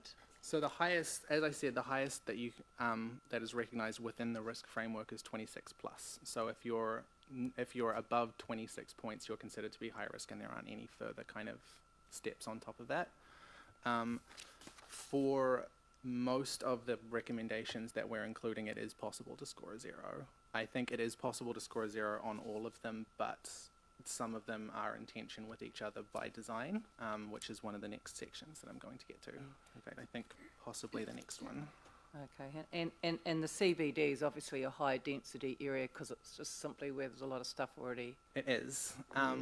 So the next thing that I'm recommending that we add to this risk matrix is a consideration of zoning under the district plan. So it was brought to my attention by our legal counsel that effectively that the practical effect of the restrictions that I've already gone through could simply be for licenses to move out into residential areas where there are less sensitive sites, less other licensed venues, potentially less deprivation. A lot of licensed venues opening up in residential areas where harm is technically lower risk but more disruptive. And also there is kind of a tension here between the increased risk that comes from clustering of venues and the fact that harm in general is easier to deal with if it's in one place. So like ask a police officer whether they'd rather get 5 calls from different areas of the district or 10 calls to the same place. 10 calls to the same place is better. So from the perspective of managing what harm is already occurring. So we don't want this to just result in them all moving out to areas where the harm is more disruptive to people trying to just live their lives and harder to deal with by emergency services. So the next recommendation that I'm planning to include is, based on the zoning under the district plan, if you're wanting to open in the central business district or outer commercial zone, it's a 0 level increase in risk to take into account that alcohol harm being in one place is easier to manage. If it's in industrial zones, you get 3 points because we have a lot of scattered small pockets of industrial areas that are surrounded by residential ones. And if you want to open in a residential or neighborhood commercial area, you get 5 points on the risk matrix because we don't want alcohol incidents occurring in residential areas. That sounds sensible. On clause 71, I think, of your report, it did talk about venue density and it talks about the CBD, and I thought it was adding on, if you wanted to open the CBD, there were 3 points added. Has that now gone, or have I read that wrong? I think you might have read that wrong. Okay. Which one are you referring to? Oh, well, I had it on point 7 of your report, clause Paragraph 71, or number 71. Sorry, I don't have It's potentially implied that you get higher risk if you want to open in the central business district because of the greater density of licenses and sensitive sites, but the only specific thing dealing with the central business district is the zoning restriction, which has only ever been no risk for the central business district. But it was a late addition to the whole risk matrix. Okay, so anyway, you've said to me that there's no increased rating if you're in the CBD. Well, for there those is reasons. Not specifically for being in the CBD. No, good. I'm happy. Thank you very much. We'll come back to the rest of your questions when Hannah's finished, Helen. So the next thing that I'm recommending that we add to the risk matrix is another late addition following the discussion around remote sales last week. So what we're now proposing is an additional step that is only for people who want to get a remote license. And what that says is you need to demonstrate that you are taking steps to minimize and manage alcohol-related harm. Because with buying online and no contact delivery, it is possible to buy alcohol without ever seeing a human person to check your ID. That is a critical risk. There's also a lot of connection between remote sales and people continuing to drink when they otherwise would have stopped. So we're saying if you cannot demonstrate that you are taking steps to manage this, you should not be granted a license. If you can demonstrate that you're taking steps to manage this, you get a 2-point increase in your risk profile because online measures are still not as effective as being able to see a human being in person and look at their ID. We want to recognize that you are taking steps to manage the harm that is just inherently associated with remote sales, but that does come with an increased risk that you can't simply get rid of. Okay, and that's for sales where you're registered here, or you've got a license here, Yes. and you're selling here and out of district, but not for those that are licensed out of district that are selling into our district. Correct. And we have no control over Correct. that aspect of who's selling out of district into district. Yeah. If you have a remote sale license anywhere in the country, all you have to do is comply with that license, and we have no part in that process. But if you want a remote sale license here to deliver either within Wanganui or anywhere else, you need to at least be doing something to stop underage sales. Yep. Josh? Yeah, thanks, Hannah. I just want to probe that particular recommendation a little further. So often, for instance, you'll find, if you are purchasing something online that is age restricted, they'll ask you to type in your birth date, for instance, and it's very easy to just do that and make up a fake date. So is there any evidence from other local authorities around how you can beef that up, or what kind of steps would need to be taken to give someone satisfaction that they are managing that risk appropriately? So I think kind of what you're getting at here is, do we want to specifically lay out what measures they should be taking to minimize risk, sort of. We haven't gone in that direction because this is a very heavily technology reliant kind of industry, and it changes quickly enough that there is a decent risk that anything specific we lay down would be irrelevant a week, a month, a year later. And worst case scenario, could actively hamper the process as they're required to follow things that are no longer fit for purpose.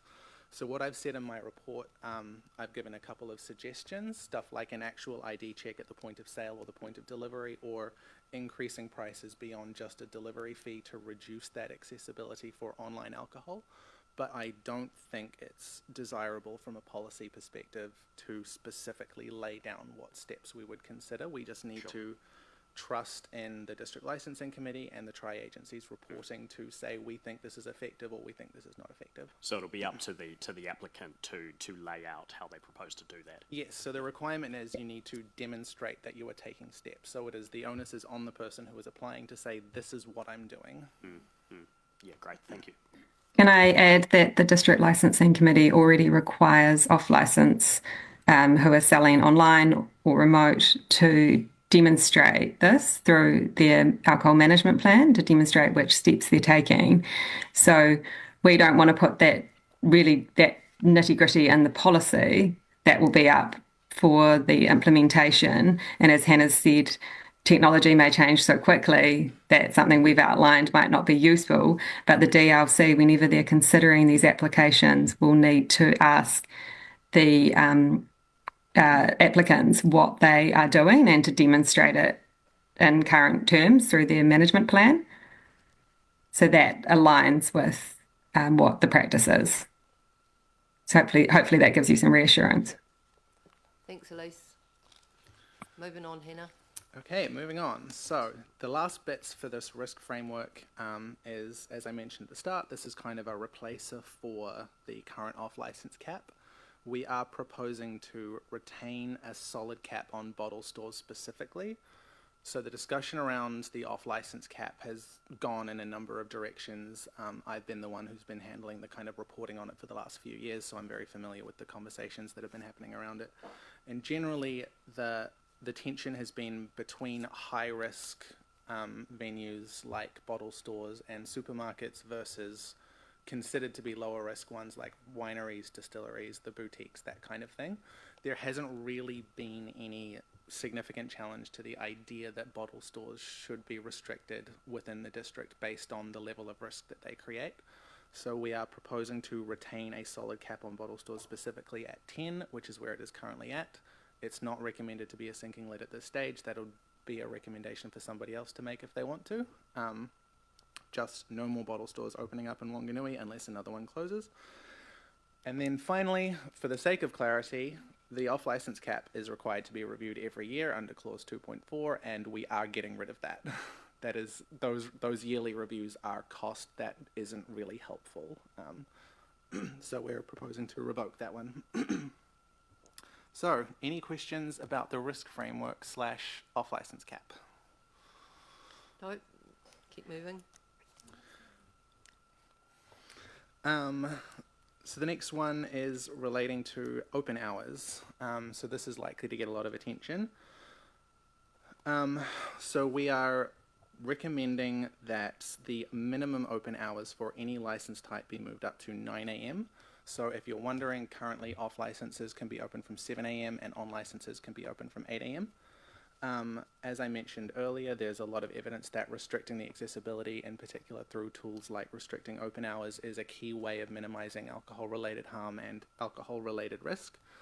There were a lot of comments through the sale and supply of alcohol in Wanganui survey that we ran last year, asking why the open hours are so early in the day, including a lot of suggestions for different hours, running all the way up to midday, some people suggested. Rather than kind of getting into an argument about where individual people would prefer these times to be set, instead we turned around and took another kind of key theme from the survey, which was a concern around alcohol exposure to young people, and set it at 9 a.m. for school sales, or for school hours basically. So you can't sell alcohol before school hours unless you're open from the night before, which some licenses can be. That was a key consideration in the survey, a key factor of risk, and so that's kind of why we chose to set it where we did. We're also not the only council doing this.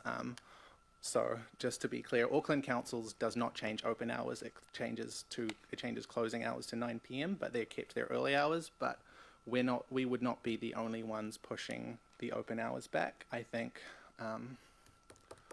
I forget where specifically, but there is a draft local alcohol policy out currently that is proposing 10 a.m. for open hours. So there is a trend moving in that direction, particularly since the Community Participation Amendment Bill was passed.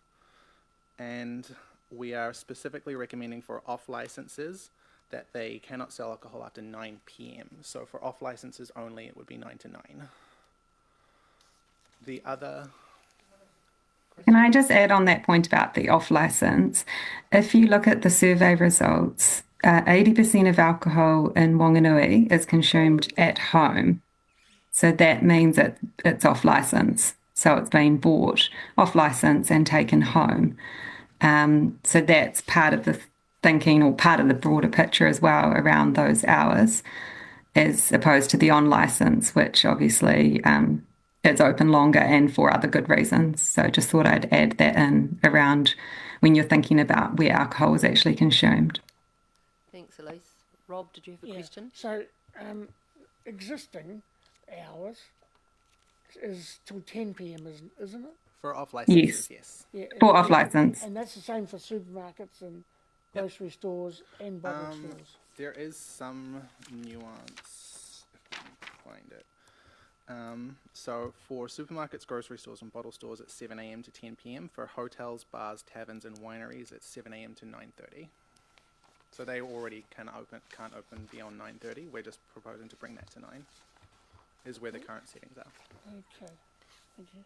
Most bottle stores don't open until 9 a.m. in practice. I think Liquorland might be open earlier, but from Hannah, you can probably confirm, but from a quick check, I'm fairly sure most of the bottle stores aren't actually open until 9. So if you want to check the reference yourself, in Schedule 2 of the research paper, I've gone over where all of the current licenses are, when they open, when they close, all that kind of stuff. So we've done a detailed breakdown of what the actual status is for licenses in the district. Philippa, then Helen.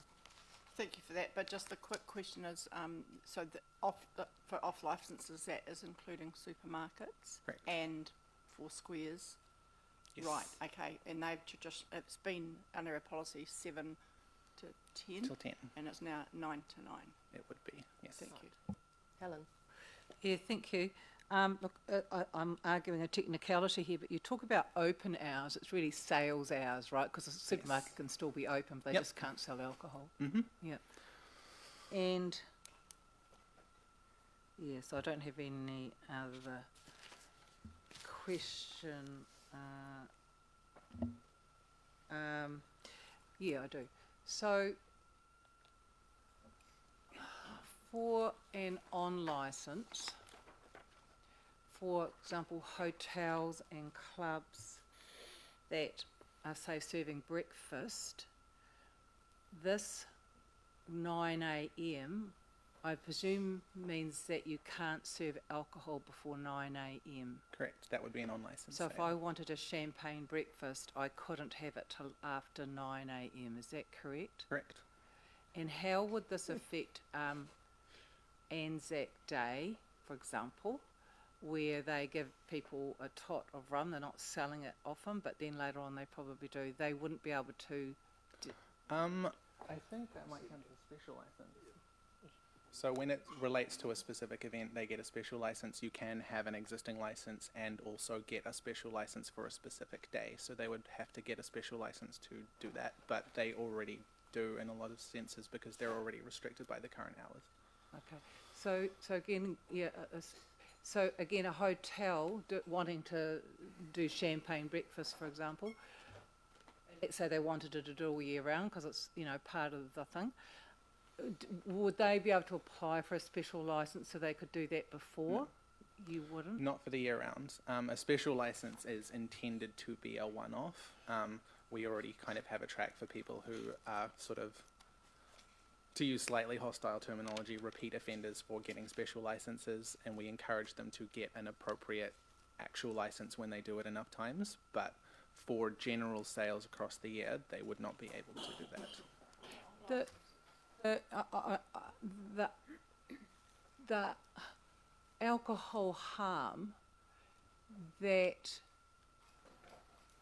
might be expected from a hotel providing making available champagne for a breakfast, I wouldn't have thought that that was one of the areas we're particularly concerned. I think this is more about the general state of alcohol. Things that in general you might not expect to make a significant contribution towards alcohol harm are a problem because we have culturally kind of a problem with alcohol. You're right. So measures that are targeted, broad, and about restricting accessibility are the key measures for limiting alcohol-related harm. We do expect, part of the reason why we were comfortable bumping it to 9 a.m. in the morning versus pulling back 2 hours in the evening is because we expect that more sales happen in the evening. So losing 1 or 2 hours of sales at the end of the day is going to be more impactful than losing 1 or 2 hours of sale at the beginning of the day.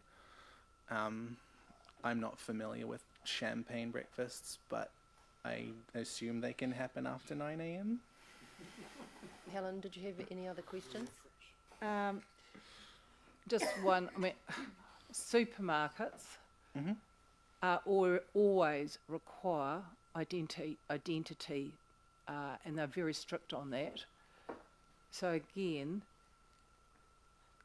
not allowing them to sell alcohol until not after 9 a.m, I don't quite understand why we're including them in this, except for what you've already said. I guess your general thing, all restriction is sort of good, I guess.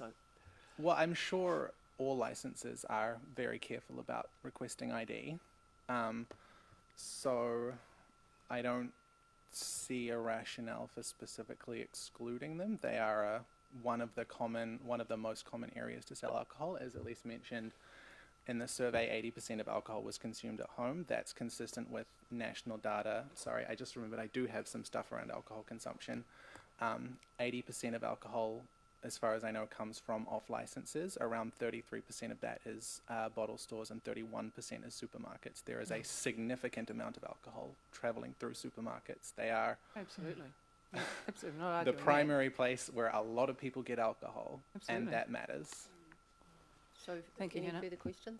Right, keep moving, Hannah. So the last question, the last recommendation relating to open hours is the one-way door. We are recommending to bring it back to flat midnight. So instead of, if you're open until 1 a.m, you need to have a one-way door from 12, and if you're open until 2 a.m, you need to have a one-way door from 1. If you're open after midnight, you need to have a one-way door from midnight.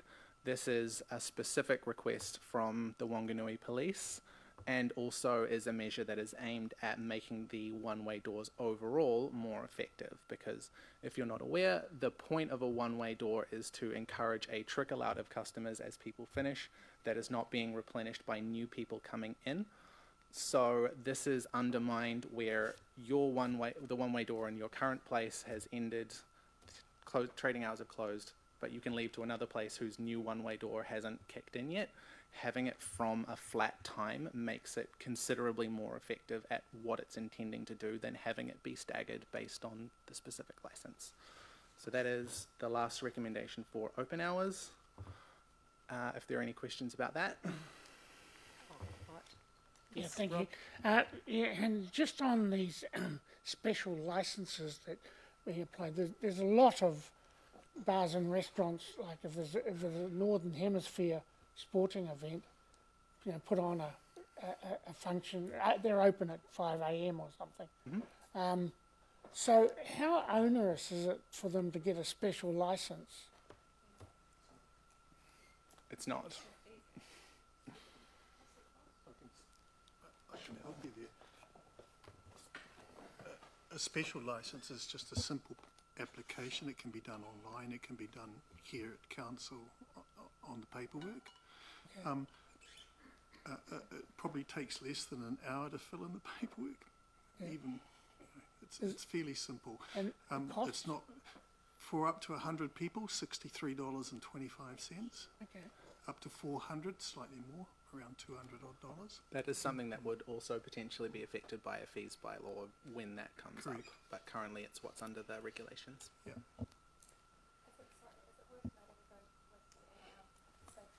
Charlotte, if you've got a question, please ask it through the chair. Thank you. Is it worth noting about the management plans required for the higher punter applications? Yeah. So for events that are high risk, so large events, for example, they are required to provide an alcohol management plan, and that is quite onerous. But that's for a high risk would be 1,000 people and above. So they are significant events on their own, and the alcohol management plan is quite an onerous process, but not impossible. And, yeah. So the common applicants for that sort of thing is. Is this debate or is this a question? No, it's a question. Thank you. Good. Is like Club Metro, or those sorts of organisations, Whanganui East Club, that might want to open for a special event, a Northern event. So you're saying it's not onerous, but how would they go about that? It's just like you said with the just Simple online application. Okay. Very, very simple. Right, thank you. That question's well answered. We'll move on, Hannah. So, last on the list is discretionary conditions. Like I said, these are not mandatory, and the District Licensing Committee is well able to go beyond what we've listed. This is just stuff that we think they could consider if they want to. We're recommending adding in a condition that prevents single unit sales for less than $6 each from off licenses. This is on the request of the Wanganui Police again, and is based on selling kind of single cans, a single unit of alcohol, and the way that becomes much more accessible because they're a lot cheaper. And another condition, preventing the use of buy now, pay later schemes for buying alcohol. Currently, there is nothing in the policy that requires this to be considered or applied to any specific licenses, although you could consider going that far if you want, remembering again that these are discretionary conditions, so we can't make them mandatory, but it's just in there as a potential option for consideration at the moment. Thank you. Jenny, that's you've that. got a question?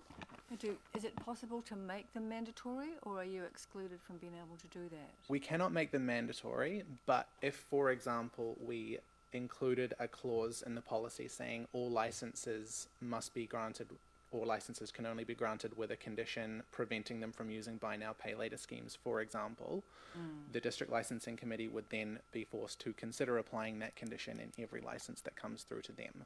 So we can't make it mandatory, but we can require it to be considered in certain circumstances. Helen. Thank you.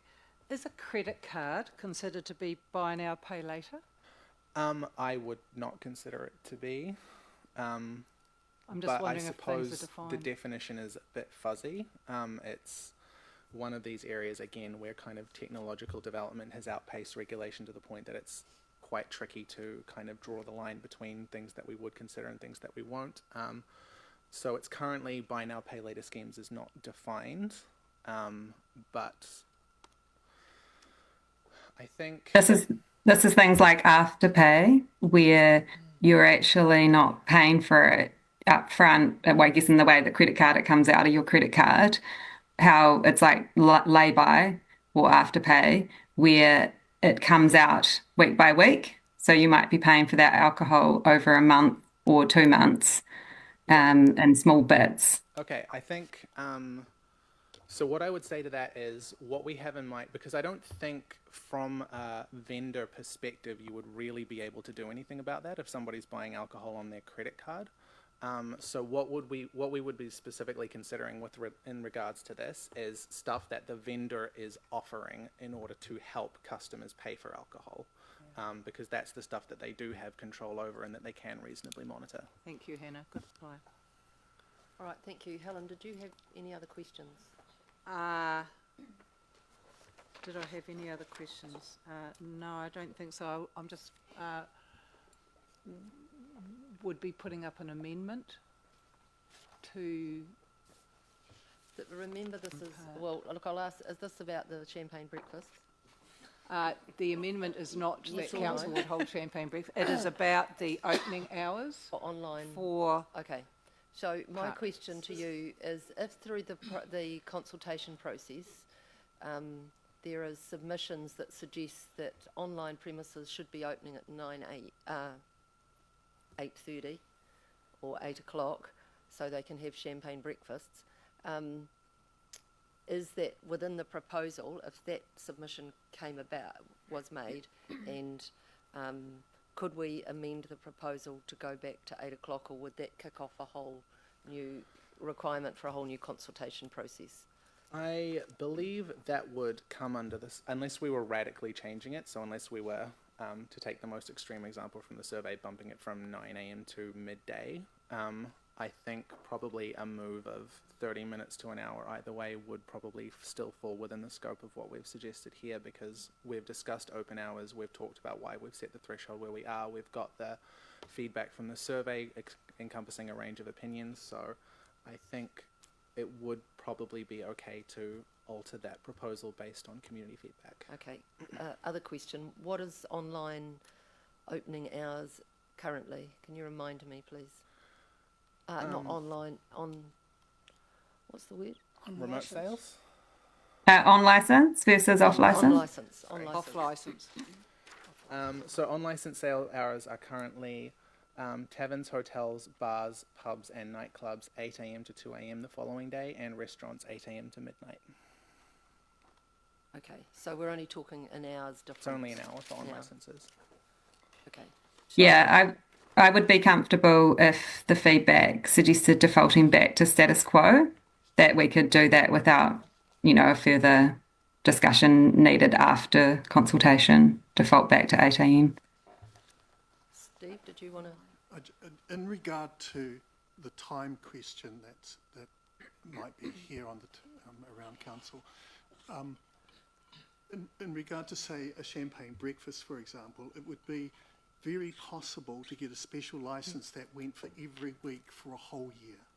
That's actually possible. It's no different than a housey event, which is licensed in some of our clubs, that they do it for a whole year. It is only they're allowed 52 events.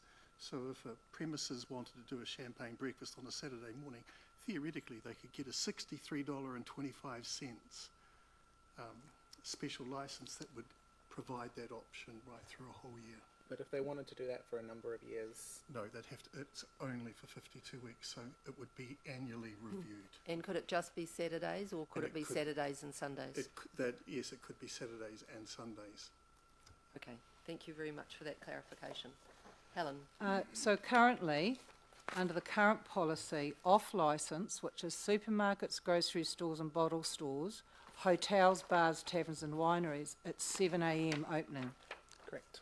Yeah. So what's proposed under the new policy is, for those areas, is 9 a.m. Yes. So it's a 2-hour move back in the minimum or the maximum hours for off licenses, and it's a 1 hour for on licenses. Yeah. So I guess that's my biggest area of concern. And again, if we got submission, so if we go to 9 and it used to be 7 in that area, and we get submissions that say no, we think that 7 a.m. is where we should be at. Is that going to be something that's possible for us to go back on at the decision time? So are you talking about off licenses that are currently at 7 a.m.? Yes. I believe it would be within scope to keep the rule where it is, because the state of the current policy is within consideration when we're making recommendations for change. So as you're clearly all aware, you need to be a bit careful about how far you change a policy after consultation. I think retaining the rule where it currently is would be within scope. Thank you, Hannah. Right, Glenda. Thank you. Just thinking about the risk matrix, is that going to sit within the policy itself? Or Yes. it is, so it will only be reviewed when the actual policy is reviewed? Correct. Which is how often? Required every 6 years. You can initiate a review at any stage. Previously, one of the big blocks on that was the appeal process, which potentially introduced a lot of cost into the possibility of reviewing a policy. Following the Community Participation Amendment Bill being passed, there haven't been a great number of reviews since then, so it's not easy to say where the current cost level sits. This is a significant amount of work, but moving forward might potentially not be as necessary without that avenue of legal review. So you can initiate a policy review anytime you want, and probably 3 or 4 years you'll have a good idea of how much it will cost to do that process. Okay. Can I ask a further question? As far as just I shouldn't say just because there's a lot of work that's gone into that, but that's going to be a significant tool for the committee to use.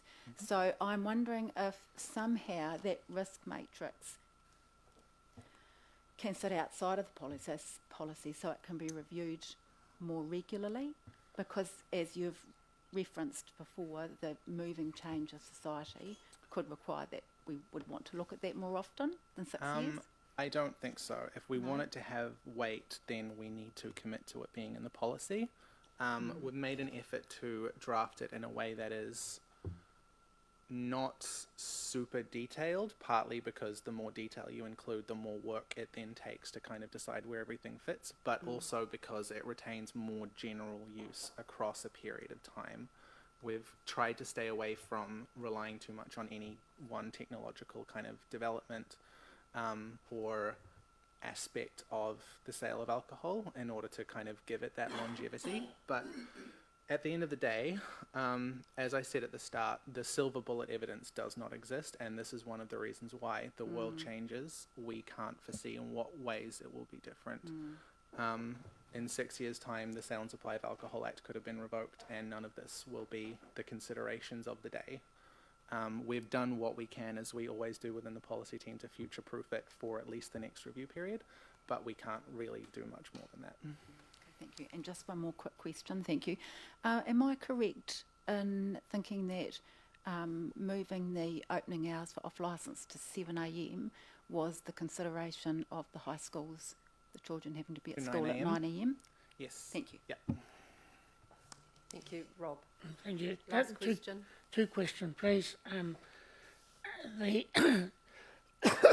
One of the high risks is where the party's running out of alcohol, so they ring up and have it delivered.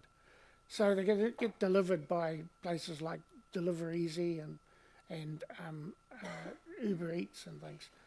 So you're telling us that we've got a power to regulate how they pay, banning afterpay and things like that. Why wouldn't we have a similar power for regulating the delivery of this? So those run into kind of the same problem. So we, in the same way that we couldn't prevent remote sales that are licensed outside of this district from being delivered, we also cannot prevent businesses that are licensed outside of this district from using services like Afterpay if they want to. This is if you are granted a license within this district. You cannot sell without taking steps to ensure that the risk from remote sales is reduced, and also you cannot use buy now, pay later schemes if that condition is applied. Currently, there is no kind of general mandate across councils requiring that of alcohol outlets. So as far as remote sales go, if they are licensed outside of this district, they will still be able to use Afterpay until the council that they're licensed under prevents them from doing so. So these national chains like Liquorland, have they got a local licence or a national licence? It depends. So they have a local license if they're an off license. If they're delivering remote sales, I imagine some of them will do, but it's not required because they can get a license in Auckland and sell alcohol for delivery here. So the local on licenses and off licenses and club licenses and special licenses would all be prevented from using buy now, pay later schemes, but any remote sales that are licensed outside the district could still do that. Okay. So the reduction in hours for the supermarkets back from 10 p.m. to 9 p.m. Are you saying that they've got no redress at all, no legal redress now? Nothing at all? Legal redress against who? Well, against the bylaw. The policy? Like No. they had before. So, the appeal right is gone. They can't take us Yeah. to ALA and then up to the Supreme Court. They can seek judicial review of this policy. Judicial review is a very different beast than legal review. So, under the legal review, part of the challenging part of it is that they would look at the policy itself and ask, is every single provision reasonable in light of the object of the Act? When you go through judicial review, what they look at is your decision-making process. So it's a lot quicker, it's a lot cheaper, because it doesn't have the appeal all the way up to the Supreme Court, but also they will not look at the policy and say, is 9 p.m. reasonable for supermarkets? In fact, the Supreme Court's already said that it's a common sense reduction in hours.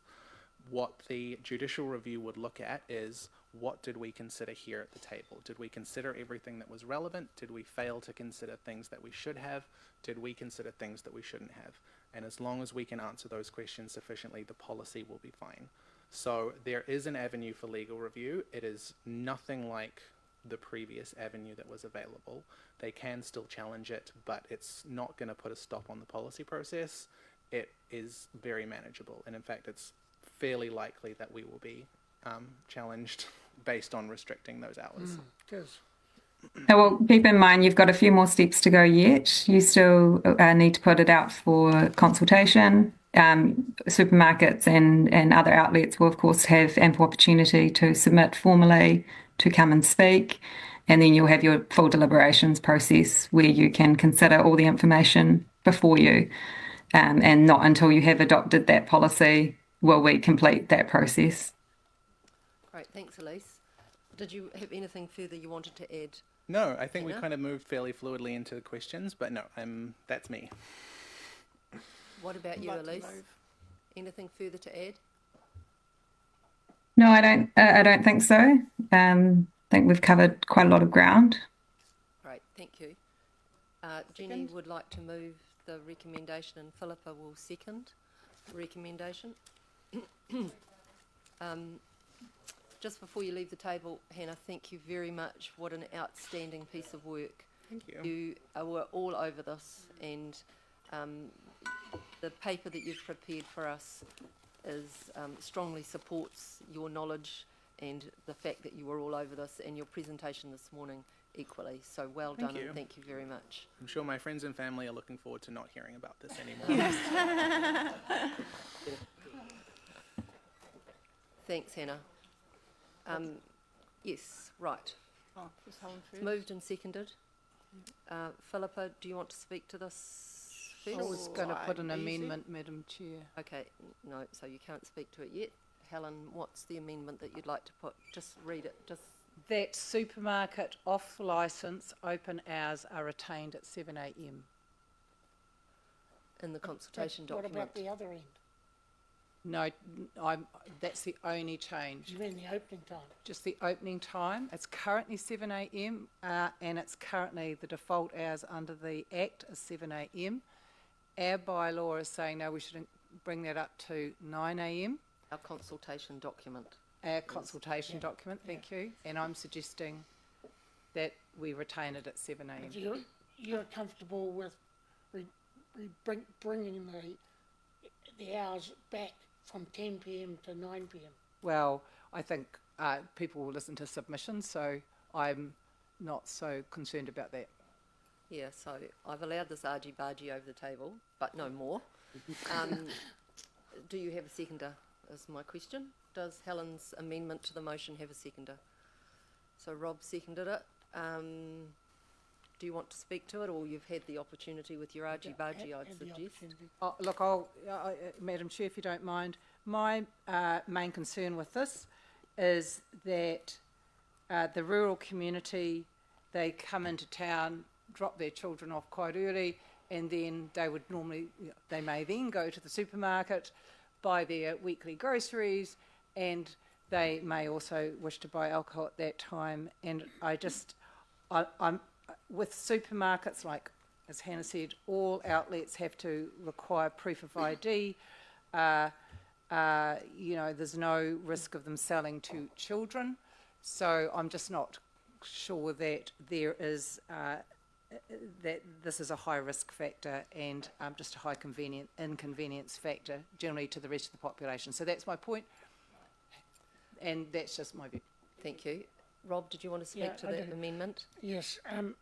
My concern, I'm willing to support this amendment because I don't think the alcohol harm is proven. But what I am concerned about is the move back from 10 p.m. to 9 p.m. This is what will be pushed back. I'm concerned. Rob, that aspect of your discussion is outside this amendment. Keep your discussion to the amendment, please. Okay. Thank you. Philippa, did you want to speak to the amendment? Yes, just briefly. No, I definitely will not be supporting the amendment. We've been told that 80% of our alcohol monganui is consumed at home. We've been told that basically 30% is bought in bottle stores, etc., and 30% is bought in supermarkets. We see it when we go into all our supermarkets, even though I understand it's meant to be, it's not meant to be in front of our eyes, but it certainly still appears to be at many of them. We heard from an impassioned, from one of our own elected members, if we read our emails, her personal experience on early sales. And yeah, I had a really strong point, but it's just, we may not have heard recently from health, and I think we can look at health and see where it's at to understand why not, but I have no question whatsoever that if we ask the Chief Medical Officer at Health at our hospitals, what are the three biggest scourges, and we're thinking he's going to talk about meth and talk about,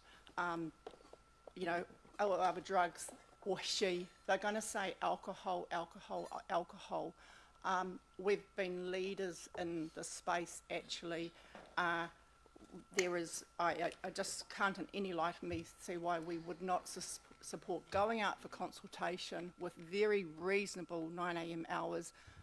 With all due respect, if the rural community come into town, understand that they can buy online, etc. So I just cannot accept this. I think this is a really great move in this draft policy. Thanks, Philippa. Jenny?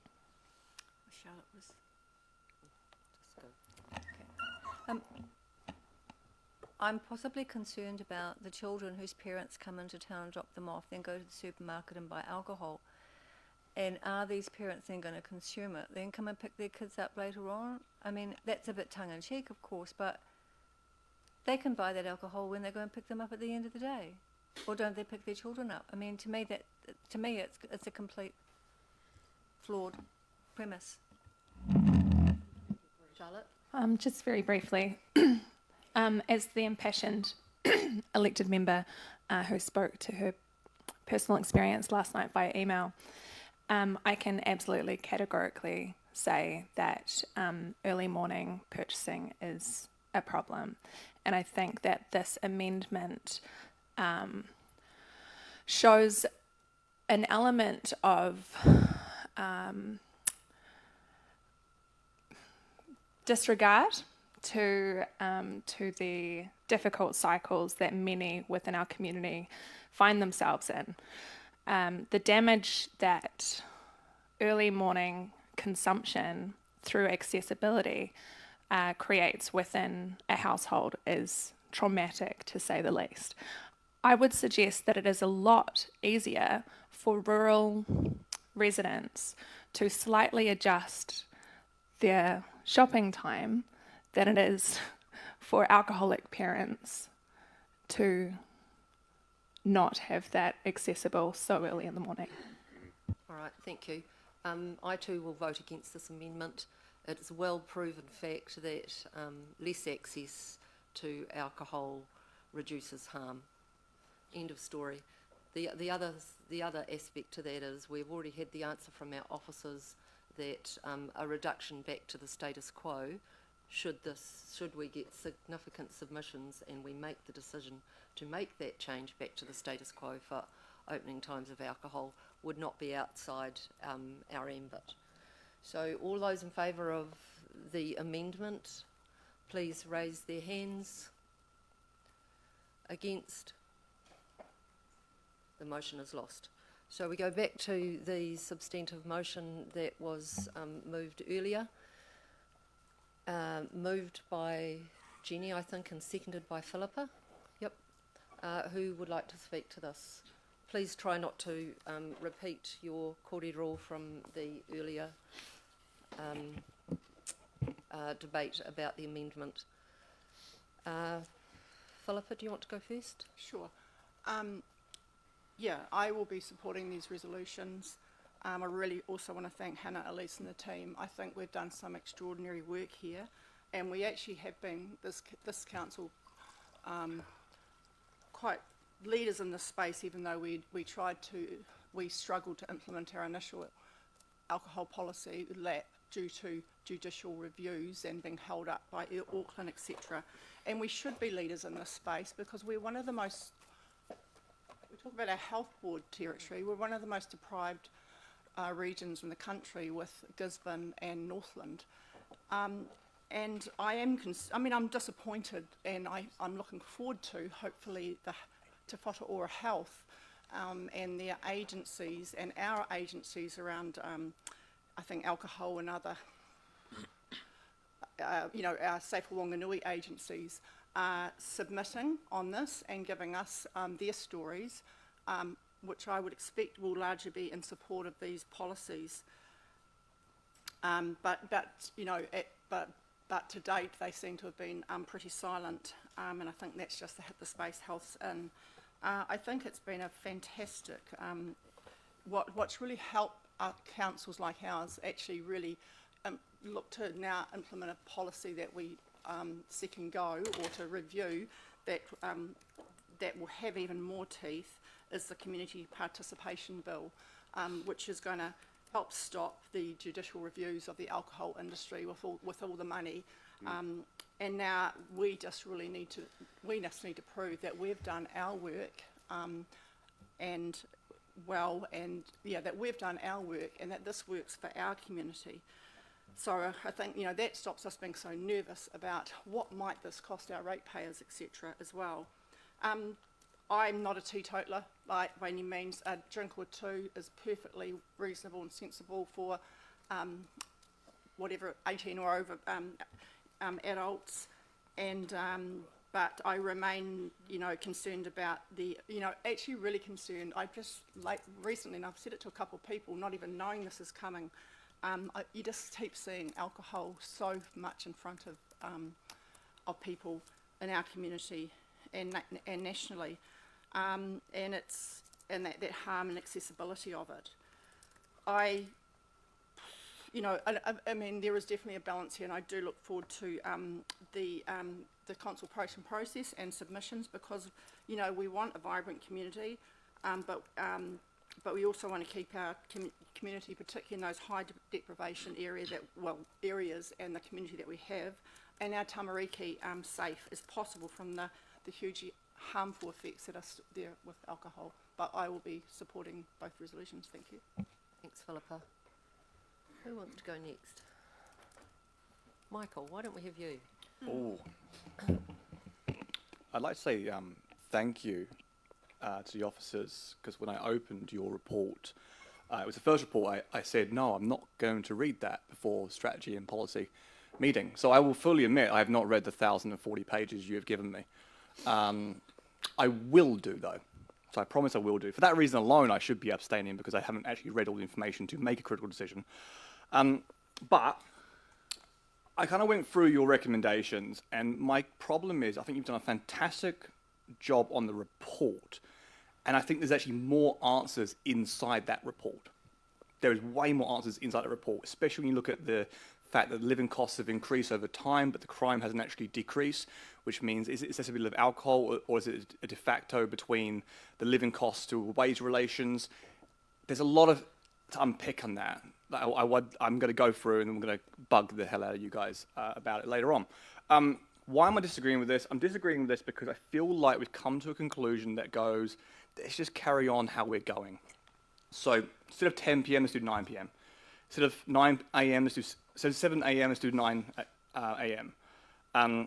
4% of sales are outside those time frames. It's a very insignificant amount. Is those 4% the problem childs? And I say the child because, effectively we're being mummy and daddies here. We're saying, well, you can't drink at that time, which I don't like. So I guess what I'm saying, Madam Chair, is I don't have all the information to make a critical decision, and I would rather leave it as it is for the time being until I see what impact it's going to have, like real impact. I know I should agree, because the moment you say to people, I'm disagreeing with an amendment that's reducing alcohol harm, you're the bad guy. I'm not trying to be the bad guy here. I'm just saying that I don't think these solutions are going to reduce alcohol harm. And I can't find any proof of that.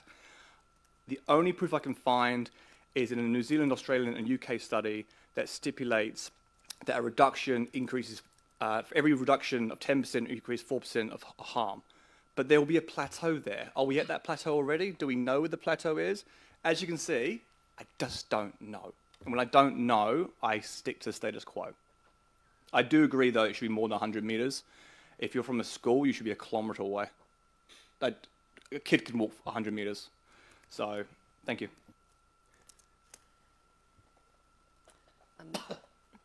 I didn't point of order of you in your kōrero, Michael.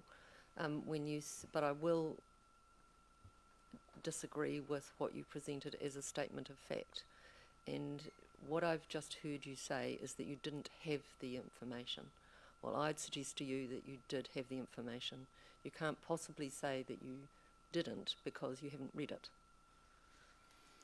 The officer themselves stated that the sales is not in the report. She does have that, though, and she will be providing that.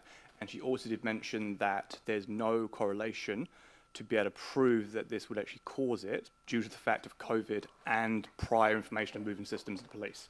So I think I was accurate, but I take your kōrero on this, that I probably led people to believe that I wasn't given it. I was given all the information I could have been given at the time. Thank you, Chair. Thank you. Rob.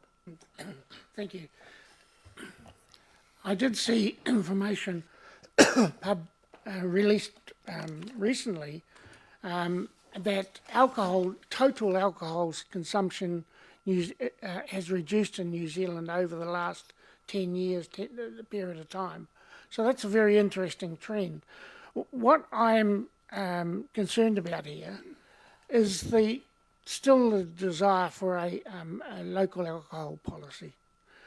When we look at the problems of alcohol, and those of us who do happen to travel around a bit, you realise that the only displays of public drunkenness that you see are the heavily regulated Anglo-Saxon countries like Scotland, Ireland, England, Australia, New Zealand. Go in Europe, you just don't see public drunkenness. So what is it? Well, first of all, it's in the attitude. Trying to play around with not being able to sell alcohol at 10 o'clock, but it's okay at 9 o'clock. Those sorts of things. I think it just shows us as immature as a country. So I'm totally against a local alcohol policy, and I prefer option 3. Because what a local alcohol policy does, it gives us the scope to actually have different rules in neighbouring LAs. They could have a different rule in Martin, there could be a different rule in Palmerston North, and there probably likely will be.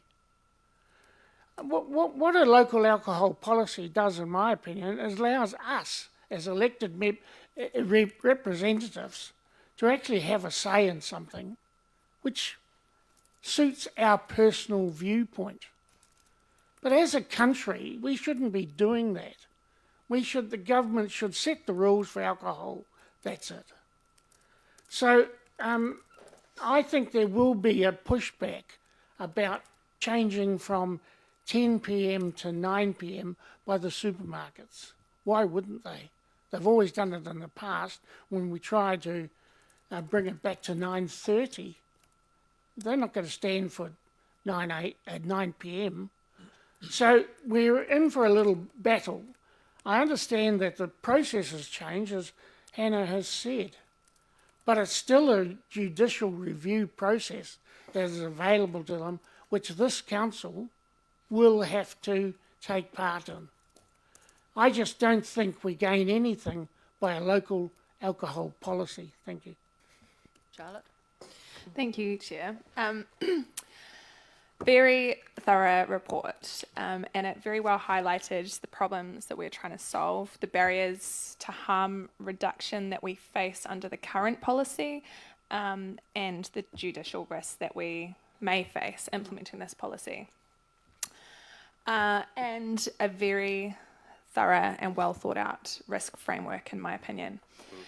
I'm really supportive of this move as it provides space for the nuances of different business models and far more consideration of scale of risk.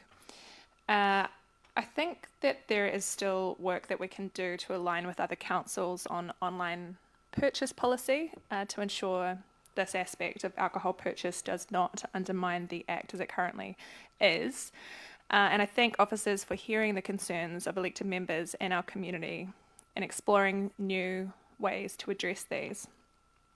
In regards to the proposed open hours, I have personally witnessed many times people leaving a party at 9:45 p.m. and zipping to the supermarket to stock up for the rest of the night because they underestimated consumption for the evening.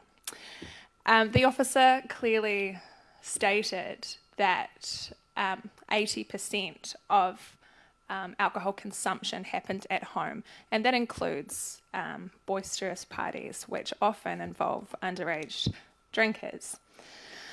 I absolutely support the open hours being pulled back to 9 p.m. because I would assume, and probably quite correctly, that majority of really harmful alcohol purchasing and therefore consumption would happen between that 9 p.m. and 10 p.m. Window due to my the first part of that. That's it. Thank you. I will be supporting this recommendation. Thanks, Charlotte. Andrew? Thank you, Chair.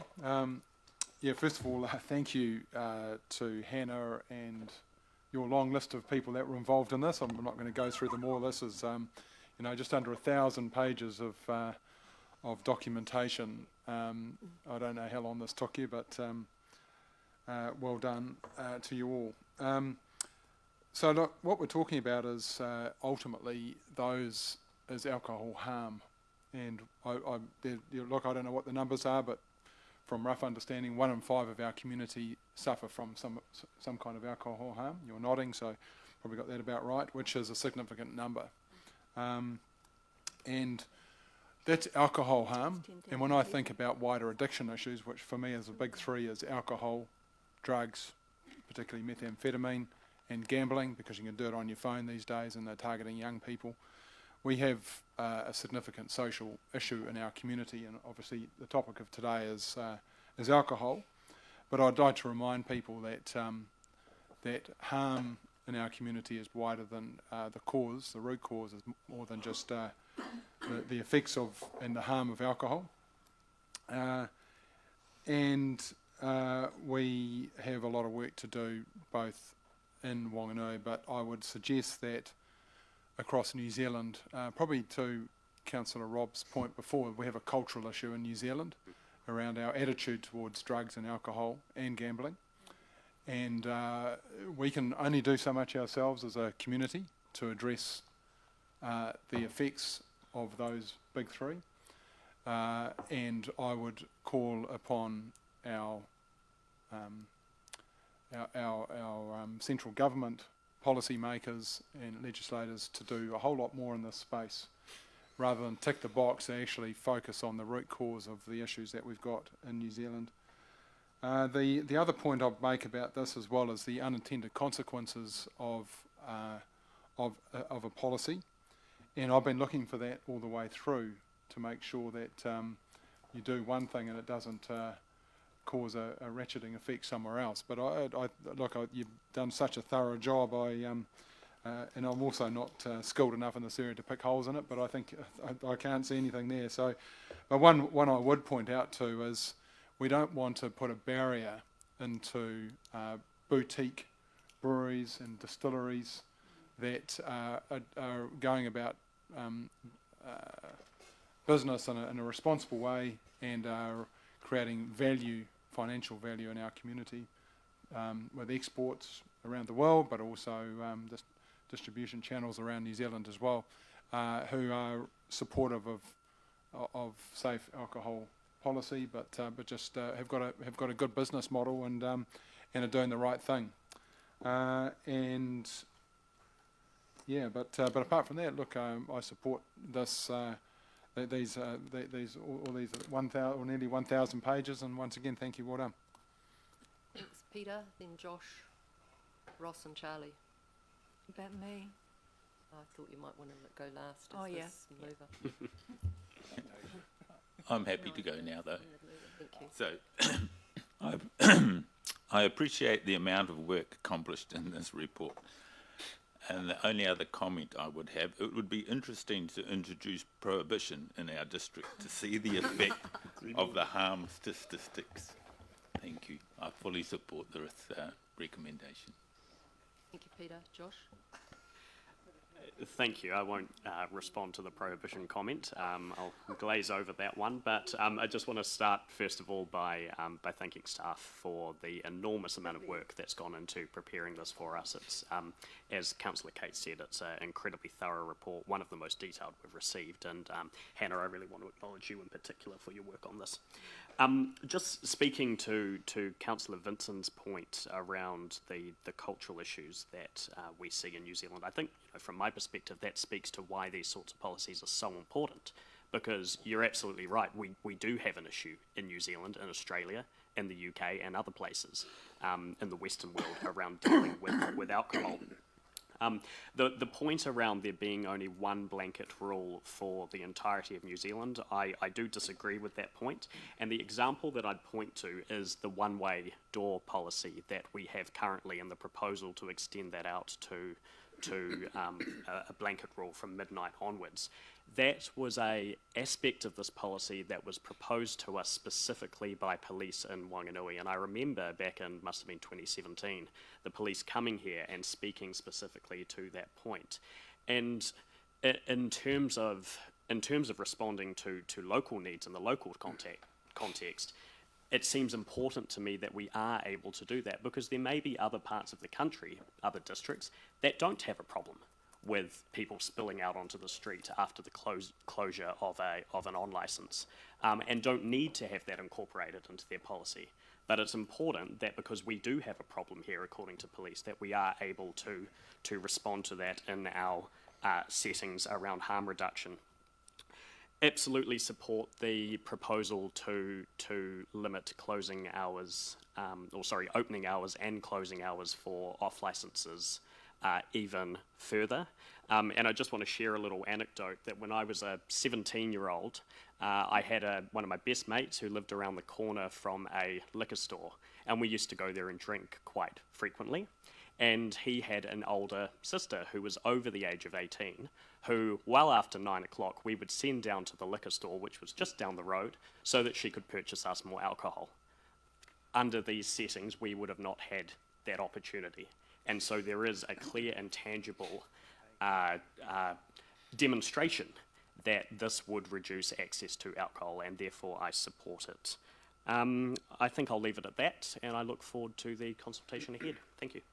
Thanks, Josh. Thank you. Hannah opened up very early by saying there is no silver bullet.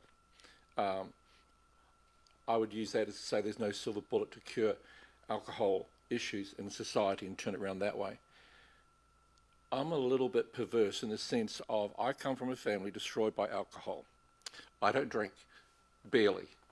I think maybe once or twice in a year, and I sip and I pretend and give into that kind of pressure. But anyway, my point is, perversely, I'm looking forward to this document going out to consultation with the public, and I'm so looking forward to any business that is going to argue against some of these suggestions as to what their logic will be as to why they don't support it.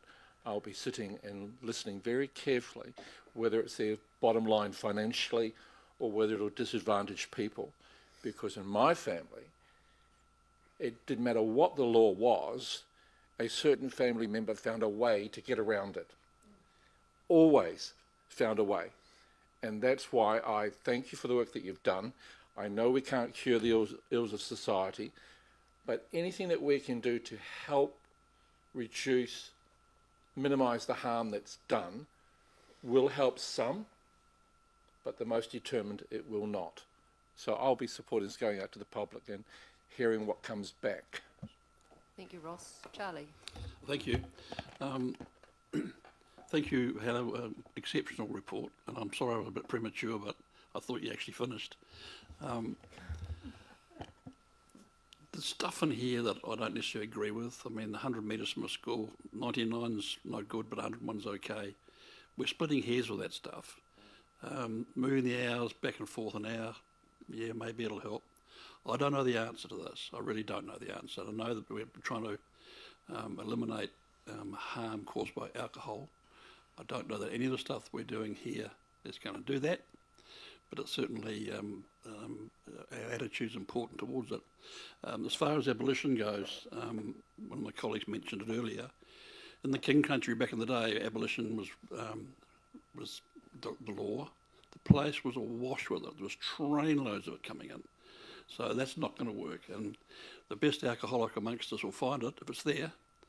I'm going to support this.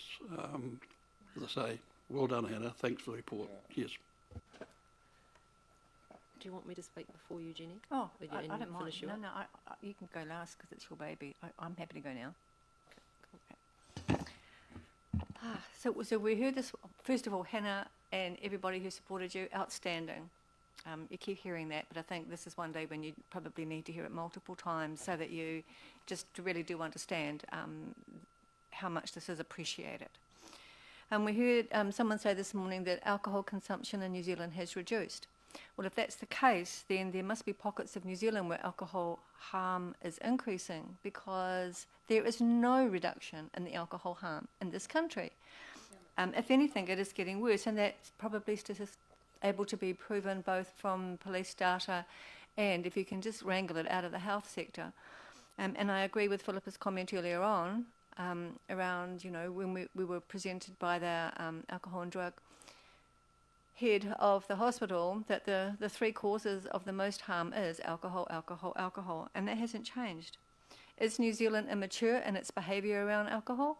Absolutely. And we're not on our own. I think we're exactly the same with dogs, quite frankly, but that's another topic. But this policy is specifically about reducing harm. We can't get rid of it.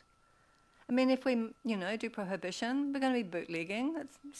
There's no way we're going to be able to prohibit the consumption of alcohol. But for those of us who are perhaps modest drinkers like myself and have had some extensive experiences of alcohol harm in the past from others, violence, financial harm, the whole works, it's horrendous.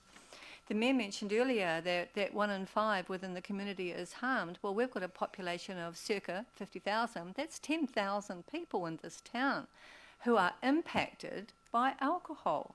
10,000 people. I mean, and a lot of them are little children. They are women in violent relationships, which is not to say that can't work the other way around as well, but the more vulnerable are the women. You know, it's just simply everywhere. So we must do those things that we can to reduce the harm as best we can with the tools we've got available.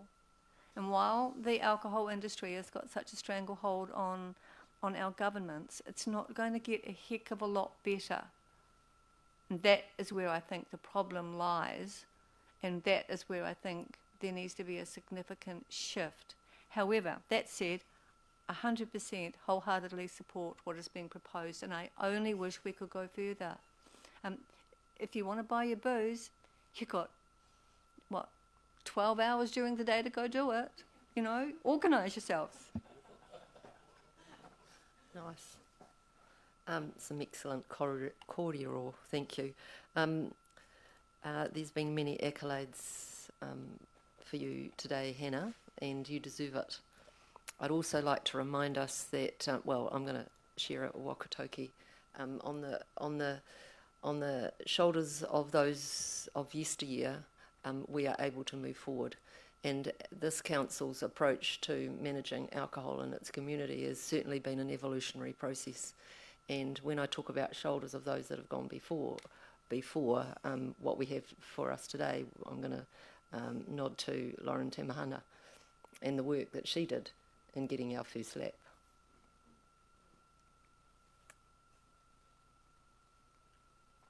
It's been suggested that this is a personal viewpoint. This is anything but a personal viewpoint. This is called evidence-based decision making. We have evidence. We are making the right decisions about, and admittedly at this stage, about a consultation document that's going out for a conversation with our community, and I really look forward to that. So I will be 100%, 120% voting in favour of this recommendation, and thanks again for all the hard work. So the recommendation is that the Strategy and Policy Committee adopts the draft statement of proposal for the draft Local Alcohol Policy 2025 and approves the draft Local Alcohol Policy 2025 for general consultation. All those in favour, please say aye. Against? The motion is carried. Thank you. Right. Any good chair finishes on time. So we've got 25 minutes to get through or less, to get through the next papers. Thanks very much, Steve and Hannah. Our next item is 5.3, Local Water Done Well. Welcome, Catherine.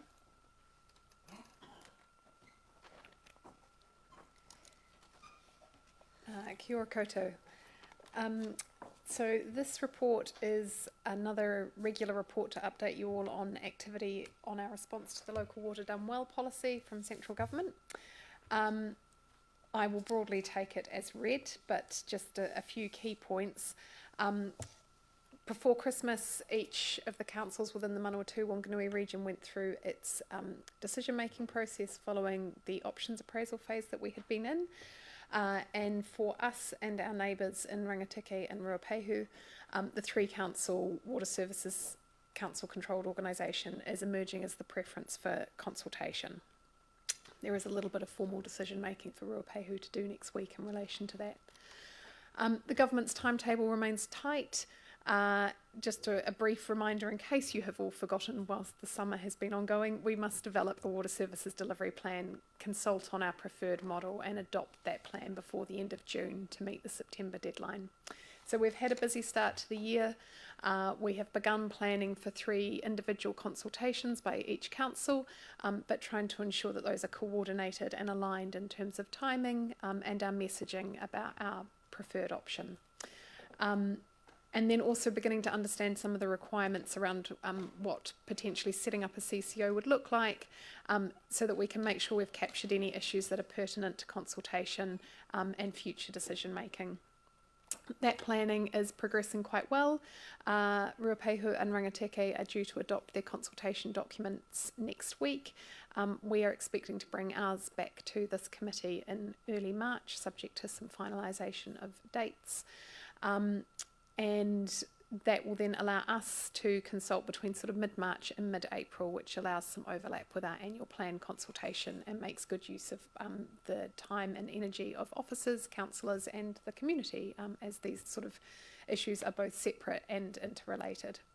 I'm very happy to take any questions, and obviously we'll continue to bring updates to S&P committee through the year, as there's a lot for us to get through before the middle of the year. Very good. Thank you. Questions?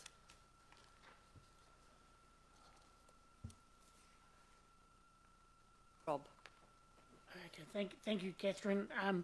Just a general question.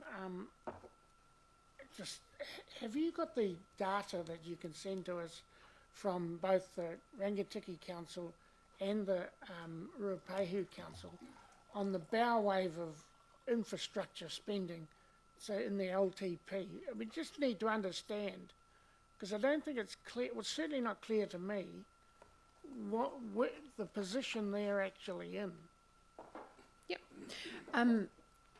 Yes, I can certainly send that to you. I might just need a day or two or a week or so, but yes, we can. I think all set that out. councils are probably interested in that figure, because we obviously don't want to jump in with something there where there's a big bow wave.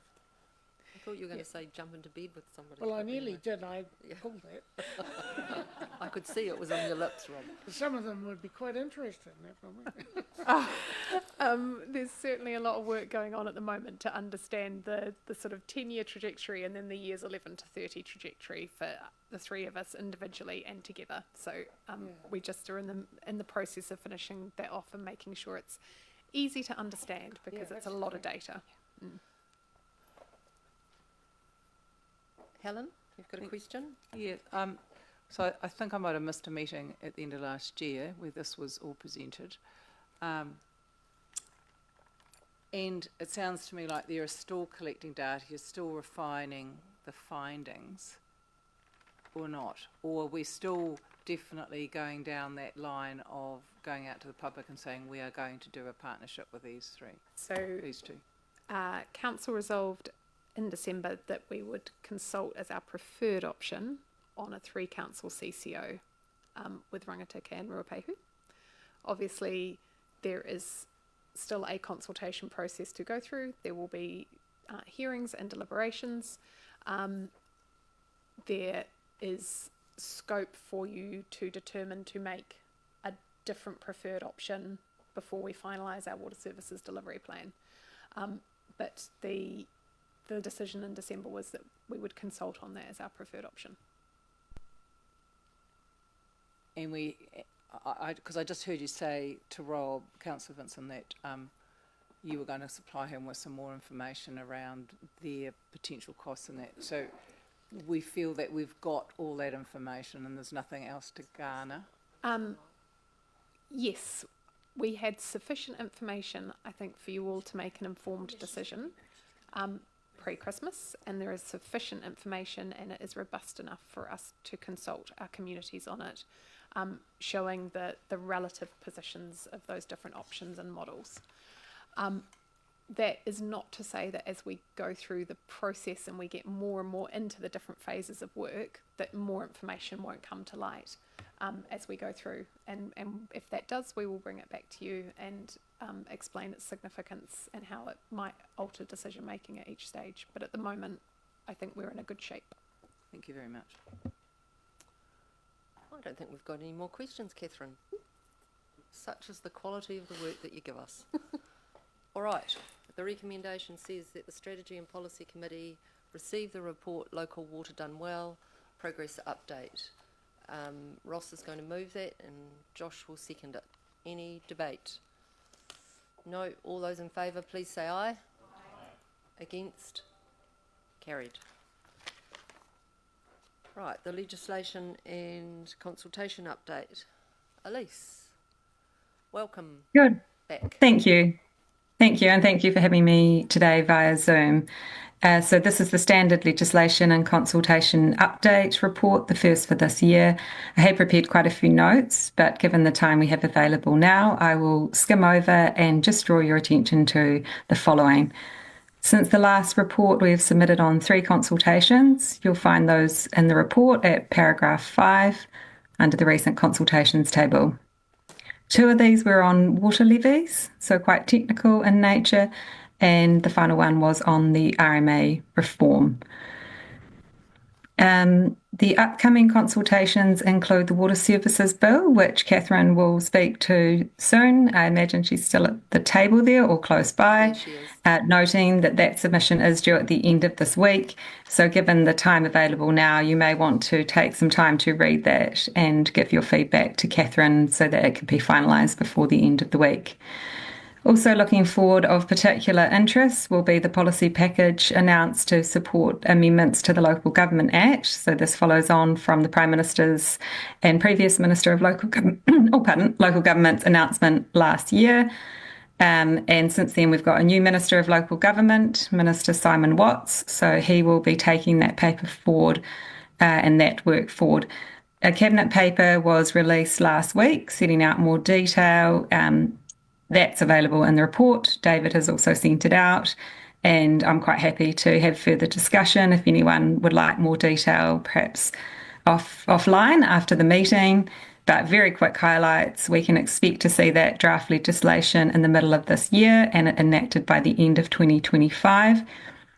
And we'll keep you updated on this as it progresses. I certainly hope we will have a good workshop once we've got the details of that legislation. For me, that will be a critical piece of work to discuss in more detail. But once we have the information available, we'll obviously have some far-reaching impacts, particularly on how we will have to do our reporting in the future, and impacts on the next long-term plan. So I'll leave it there and hand it over to Catherine to speak briefly to the submission that you received last night. Thank you. Thank you, Elise. And yes, I forgot to mention in my previous item that this has been the other thing preoccupying our time since the bill was introduced. So as Elise says, very happy to have further comments by email in the next couple of days. And my apologies that it has come out to you so late. It is a 300-page piece of legislation. Taituara's draft submission was running at 60 pages, and LG&Z's is, I think, another mere 25 or 30. So there is a lot to be said about this bill. It is an omnibus bill which provides for the arrangements for the new water services delivery system, also puts meat on the bones of the new economic regulation and consumer protection regime, and also introduces some of the changes to the water quality regulatory framework and the water services regulator, better known as Tamata ROI. Everything that is in the bill is broadly in line with the policy announcements that we've heard previously on those matters. Unsurprisingly, the devil is in the detail, and I would also remind you that the detail here is subject to the parliamentary process, and that through the process of select committee and scrutiny, it may yet change further. So something that we talk about here today may not be where the eventual act ends up. The draft submission that we've prepared for you is sort of a game of two halves. The first couple of pages are the sort of 4 or 5 key points that we think are really pertinent and important to Wanganui Council and District.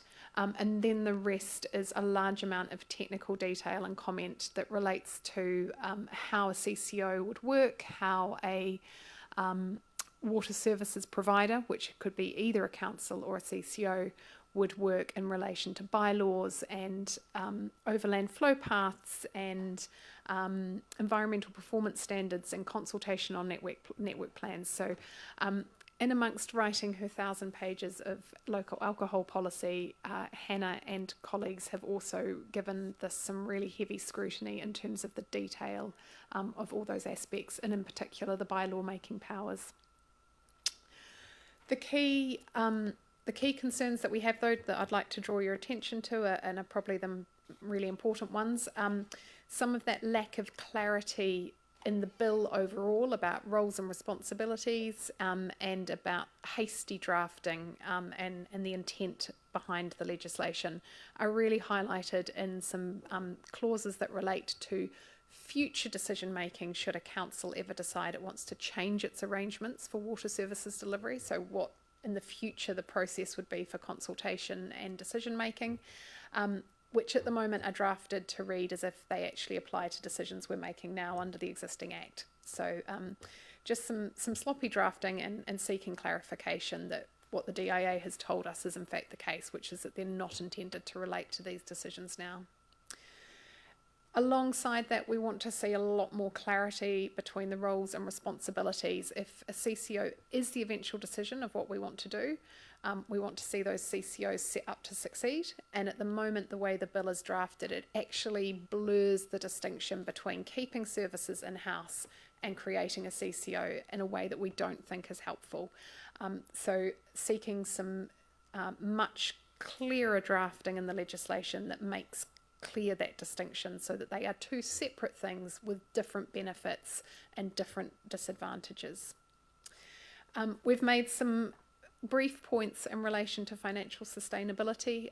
We don't think that the government and the Crown should be exempt from development contributions. Kāinga Ora would have to pay them, but the rest wouldn't. I suspect that is a wider policy issue that we're probably not going to win the fight on, but it's always worth making the point.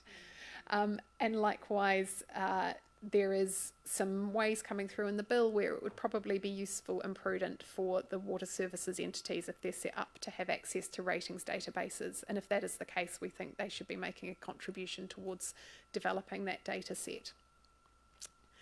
And then the last two, I'm actually quite pleased to reassure you, we've spoken before about the desire to retain public ownership of these assets and also to make sure that any eventual water services entity or CCO couldn't be privatised. The clauses in there are actually reasonably robust, and we've both welcomed those and said we would support anything else that strengthened them. And then we've also made some points in relation to iwi Māori relationships and the Te Awa Tupua Act in particular, both setting out our expectations, but also the bill is quite silent on what sort of obligations in particular a CCO would have or a consumer trust would have in relation to those relationships, and we think it could be a lot more clearer so that there is a sort of common standard to that engagement that is no different between a CCO and its parent shareholding councils. So those are broadly the points. Very happy to take any questions. Will confess that on this one I may not be fully across the detail because bylaws. All right, thank you. Tamsin, I see you're a co-author on this. Did you have anything that you wanted to add? Yeah, as always, yes. Any questions? So am I correct in thinking that you're not asking us to sign this off now? Instead, we can send through any feedback as long as it's received by you by Friday morning? Would that Friday be fair morning, to say? Thursday, late Thursday? Late Thursday? Yep, late Close Thursday. of business Thursday, right? Yep. And then I think the Mayor can sign it off under delegation with David. Sure. I mean, I've had a skim of it and it looks very comprehensive. I love the use of the word strongly this and strongly that. Any of the good drafting is entirely thanks to Tamsin. I will credit where it is due. She has taken screeds of feedback from colleagues and turned it into something clear and well written, I hope. So the good bits are all her. Fantastic. Thank you. All right. So we're done there? Yep.